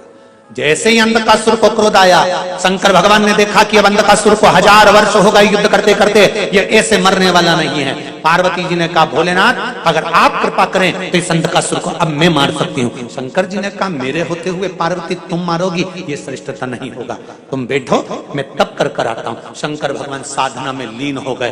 पार्वती की आंख से आंसू बहने लगा कि मैं अकेली और प्रभु कहकर गए कि तुझे मारना नहीं है। भगवान कहकर गए हैं कि तू नहीं मारेगी। अब इस अंधकासुर को मैं कैसे मार सकती हूं? तो क्या करूं? अपनी रक्षा करने के लिए भगवान शंकर के कहने से माता पार्वती ने उसी समय पर सप्तदेव को आमंत्रित करा। अब सप्तदेव को आमंत्रित करा तो 7 देवता, 33 कोटि देवी देवताओं में से 7 देवता पार्वती जी के लिए मृत्यु लोक पर कैलाश पर आने लगे। जैसे आने लगे तो उनकी धर्मपत्नियों ने, सप्तदेवियों ने कहा आप जा रहे हो और आप जाकर पार्वती के साथ रहोगे, ये अच्छा लगेगा? तो सप्त देवताओं ने विचार कर अब करें क्या। तो पार्वती जी बुला रही हैं, हमें जाना पड़ेगा।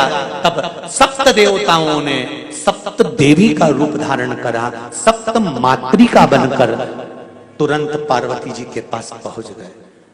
अंधकासुर को मारते समय सप्त मातृका प्रकट हुई है। आज भी आपके घर में वास्तु पूजन होता है, नवरात्रि की पूजन होती है, यज्ञ होता है, अनुष्ठान होता है, तो सप्तघृत मातृका मनाई जाती है। करें दर्शन? करें कभी कि नहीं करें? 7 बिंदी नीचे लगती हैं, फिर उसके ऊपर 6 बिंदी सिंदूर की। करें दर्शन? किस किसने करें? ध्यान होगा आप लोगों को। पहले 7 बिंदी सिंदूर की, फिर 6, फिर 5, फिर 4, फिर 3, फिर 2, फिर 1 और 1 के ऊपर चिपकाया जाता है फिर सिक्का। करें दर्शन आप लोगों ने? सप्तघृत मातृका बोलते हैं। सप्त मातृका कोई आपसे पूछे कि सप्तघट मातृका का जन्म कहां हुआ था, सप्तघट मातृका कहां प्रकट हुई थी, सप्त मातृका कहां प्रकट हुई थी, तो आप कह सकते हो अंधकासुर का संहार करते समय जब शंकर भगवान अंधकासुर को मारने के लिए आतुर हुए, तब माता पार्वती जी ने सप्त देवताओं को आमंत्रित करा, और सप्त देव स्वयं पुरुष के रूप में नहीं आए थे, सप्त देव स्त्री बनकर, देवी बनकर आए थे, इसलिए उनको सप्त मातृका कहा गया।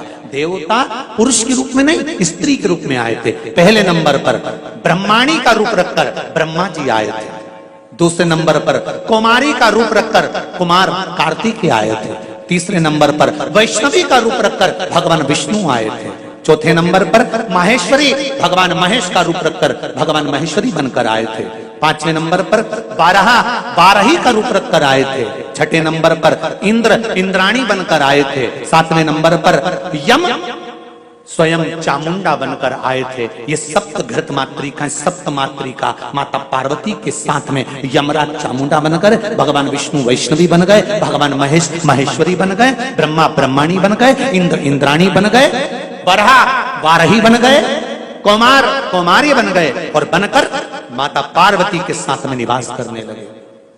जब भगवान शंकर अंधकासुर का संहार करने के लिए सम्मुख में वापिस प्रकट हो गए, तो इन 7 देवियों को देखा, 7 देवियों को देखकर पूछा, ये देवियां कहां से आ गई, ये सप्त मातृका कहां से आ गई, ये 7 देवियां कहां से आ गई। तब देवताओं ने आकाशवाणी कर कर कहा, भोले बाबा ये देवियां नहीं देवता है, पर पार्वती के साथ में पुरुष कैसे रह सकता था, इसलिए इन्होंने देवी का रूप रख लिया है। यहां आई हैं, शिव जी ने कहा तुम सप्त मातृकाओं का निर्माण मेरी धर्म पत्नी पार्वती ने करा है। जब भी कोई मंगल कार्य होगा, शुभ कार्य होगा, गृह प्रवेश होगा, मकान का उद्घाटन हो, दुकान का उद्घाटन हो, यज्ञ हो, अनुष्ठान हो, पूजन हो, पाठ हो, उस समय पर तुम 7 देवियों की पूजन श्रेष्ठ मानी जाएगी। जहां तुम 7 देवियों की सप्त घृत मातृका की पूजन होगी, वहां संपदा की कभी कमी नहीं आएगी। सप्त मातृकाओं को विराजमान करती है। आप लोगों के यहां गृह प्रवेश होता है, जिसके यहां पर नया घर बना होगा, उसके यहां गृह प्रवेश हुआ होगा, तो सप्त मातृका का दर्शन किया होगा। किस किस ने कराया, जरा हाथ उठाइए, जरा करें आप लोगों ने। सफेद कपड़े पर या टाइल्स पर उसको बना देते हैं, रखिए, और उसका दर्शन किया जाए। सप्त मातृका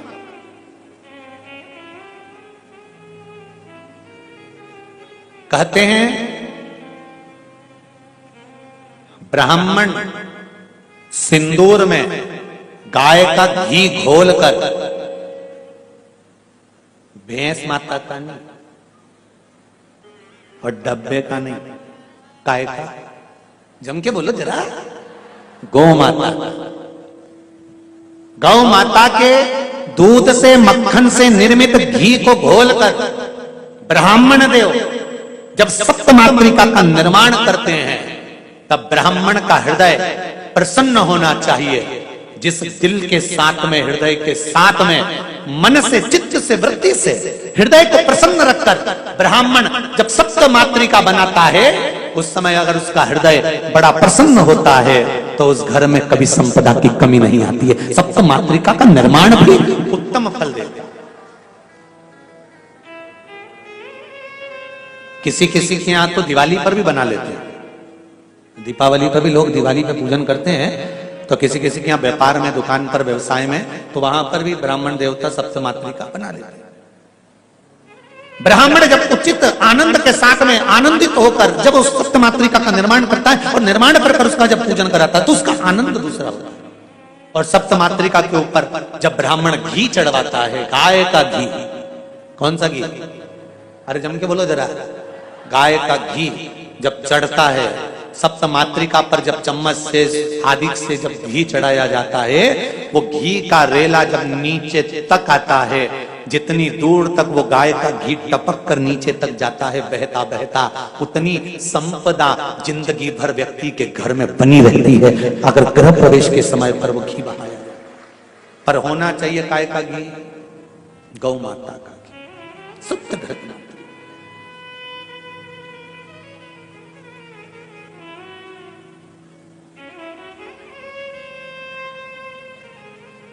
गौमाता के घी का बड़ा महत्व है जी, बहुत ध्यान देना।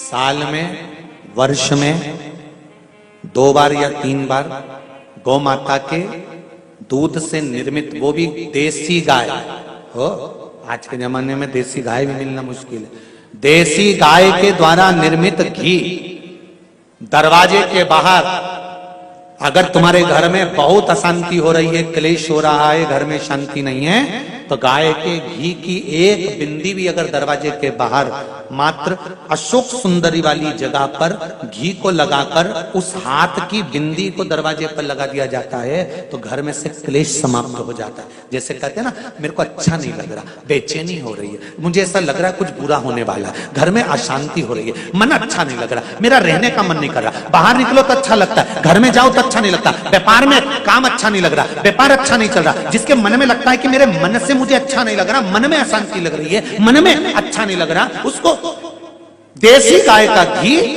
अशोक सुंदरी वाली जगह, अशोक सुंदरी वाली जगह जानते हो ना सब लोग, सब लोगों को मालूम है अशोक सुंदरी वाली जगह,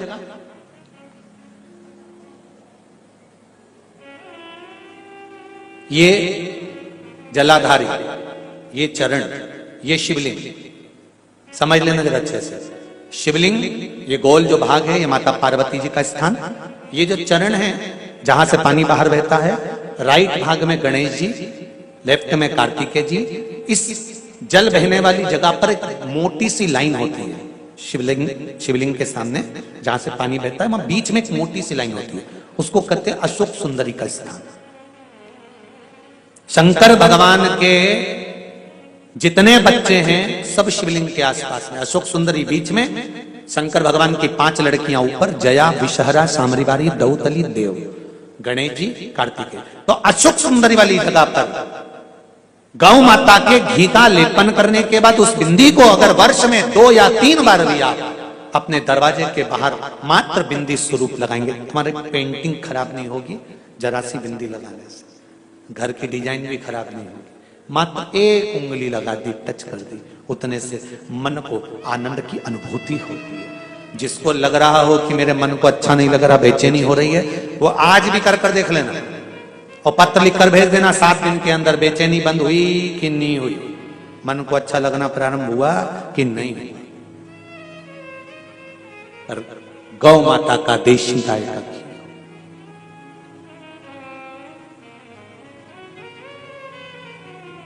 बड़ी प्रसन्नता है। हैदराबाद में तो बहुत गौ माता की बहुत गौशालाएं हैं और सब में बहुत सुंदर व्यवस्था, बहुत सुंदर सेवाएं चल रही हैं। हैदराबाद की गौशालाओं का दर्शन बड़ा सुंदर है हमारा, चाहे वो शमशेरगंज की हो, चाहे वो अन्य जगह की हो, कबूतर खाने के पास की हो,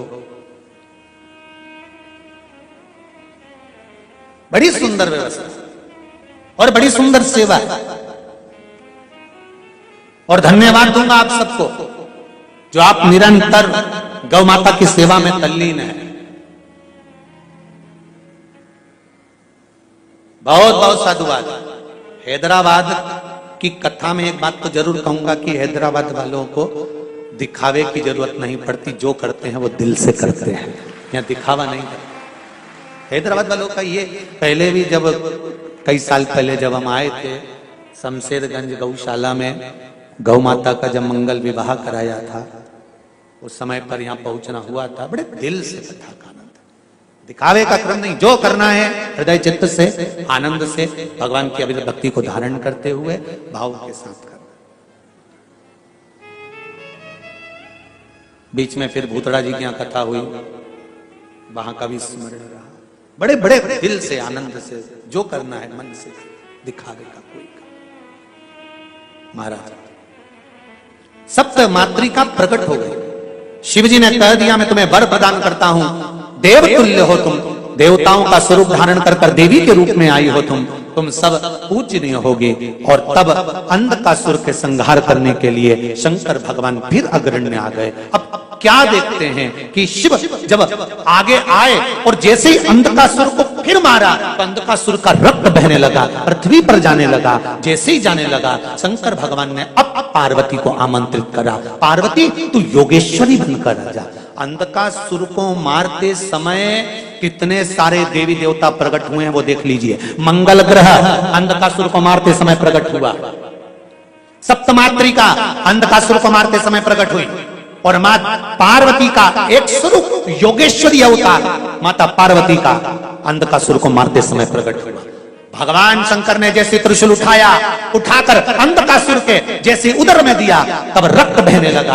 तब मां योगेश्वरी प्रकट हो गई, कटोरा हाथ में रखा, रक्त झेलने लगी कि कहीं फिर अंधकासुर प्रकट ना हो जाए। और उसी समय पर अंधकासुर को शंकर भगवान ने त्रिशूल पर तान दिया, और त्रिशूल पर उसको सीधा की सीधा तान कर फिर की जैसे शिव जी घुमाने लगे। घुमाते घुमाते घुमाते घुमाते 10,000 वर्ष बीत गए। शंकर भगवान ने फिरकी जैसा उस अंधकासुर को घुमाते रहे।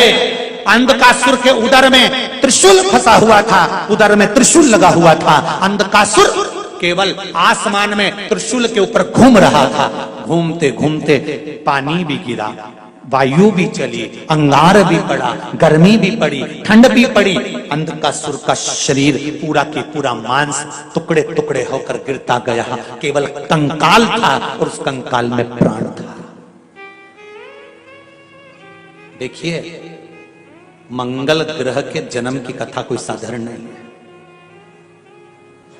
अंधकासुर का मात्र कंकाल है, और कंकाल उसमें प्राण है।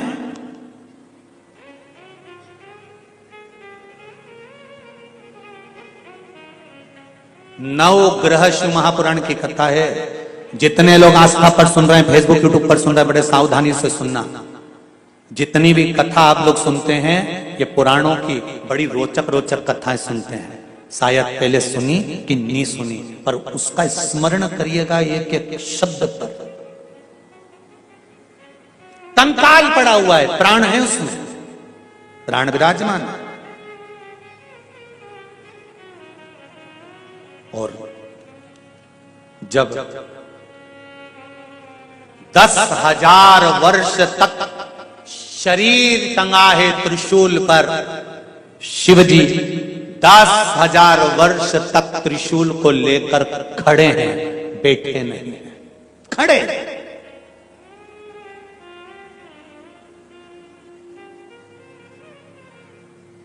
बहुत सुंदर संवाद है, बहुत ध्यान देंगे। कई लोग कहते हैं शिव जी के मंदिर में जितनी भी मूर्ति मिलती है शिवलिंग के रूप में क्यों मिलती है? फिर कहूंगा, पूरी पृथ्वी को जहां से खोदना चाहो वहां से खोदो, शंकर और कंकर सब दूर मिलेगा। मेरा शिव हर जगह पर प्राप्त होगा। ढूंढो तो,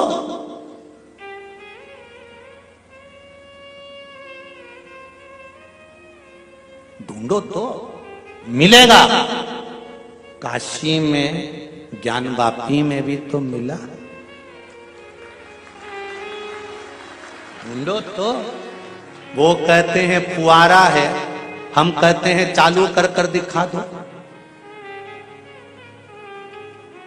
चालू हो गया तो तुम्हारा, और नहीं तो हम दूध चढ़ाकर बता देते हैं कि ये हमारा। इसमें क्या दिक्कत है? ढूंढो तो।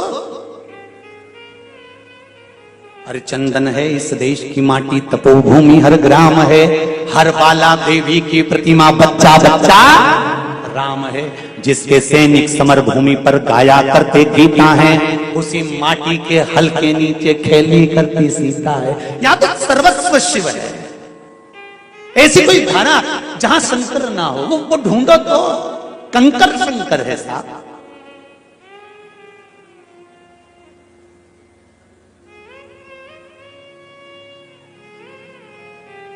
जब ब्रह्मा और विष्णु ने शंकर भगवान के शिवलिंग की उत्पत्ति करी थी, शिव महापुराण का विदेश्वर संहिता, अगर आपके पास में पोथी नहीं है तो गीता प्रेस गोरखपुर की मंगवा कर पढ़ना।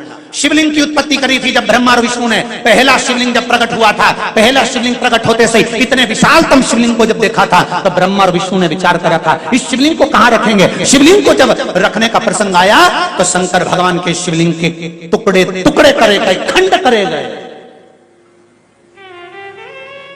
और स्कंद पुराण में, शिव पुराण में उन खंडों का वर्णन आता है। काशी खंड, रेवा खंड, ये शिवलिंग के ही शिव स्वरूप का वर्णन है।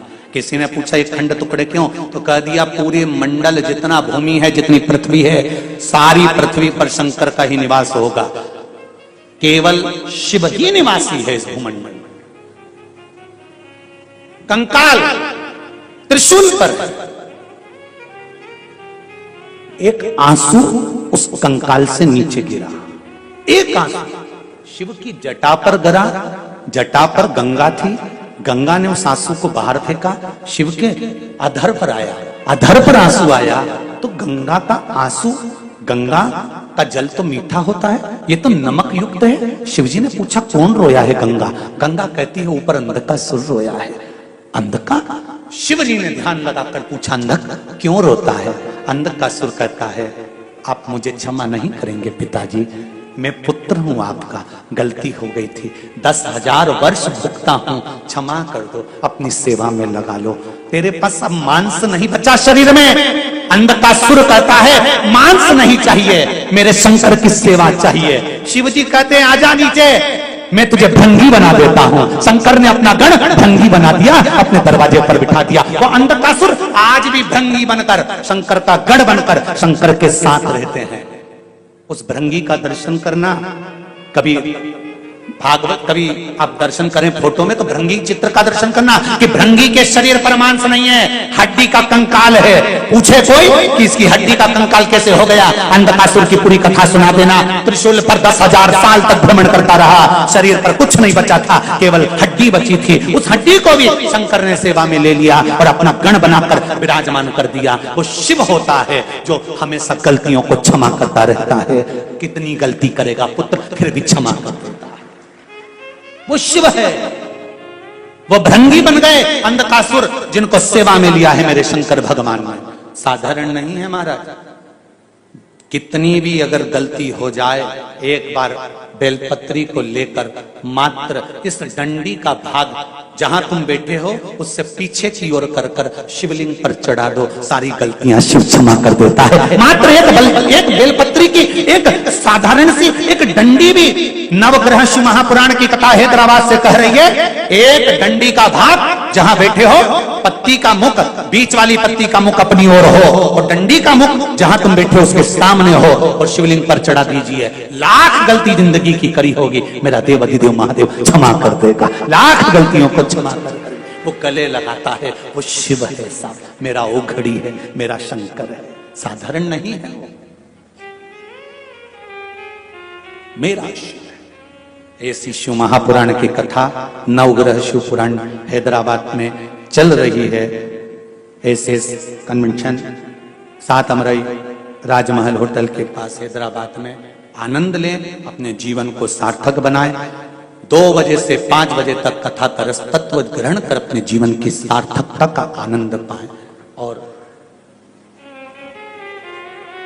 कथा स्थल है, अच्छा इस जगह का 10 सूर्या अरीना 7 मरई रोड, यह 7 मरई ग्राम ये स्थान है, यहाँ पर जो कथा हो रही है। बड़े भाव और आनंद के साथ आप कथा का रस तत्व ग्रहण करें। आज कथा का 2वां दिवस यहाँ विराम ले रहा है। अर्धनारीश्वर स्वरूप में भगवान पधार रहे हैं। जोरदार ताली बजाकर अर्धनारीश्वर भगवान का दर्शन करेंगे।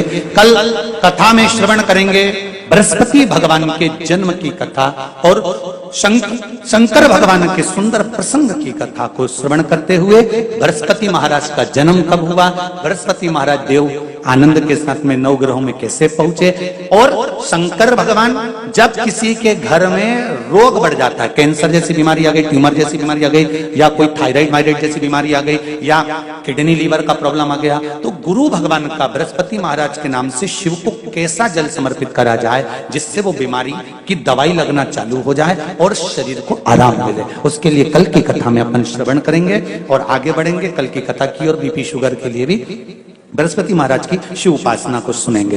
हर हर महादेव।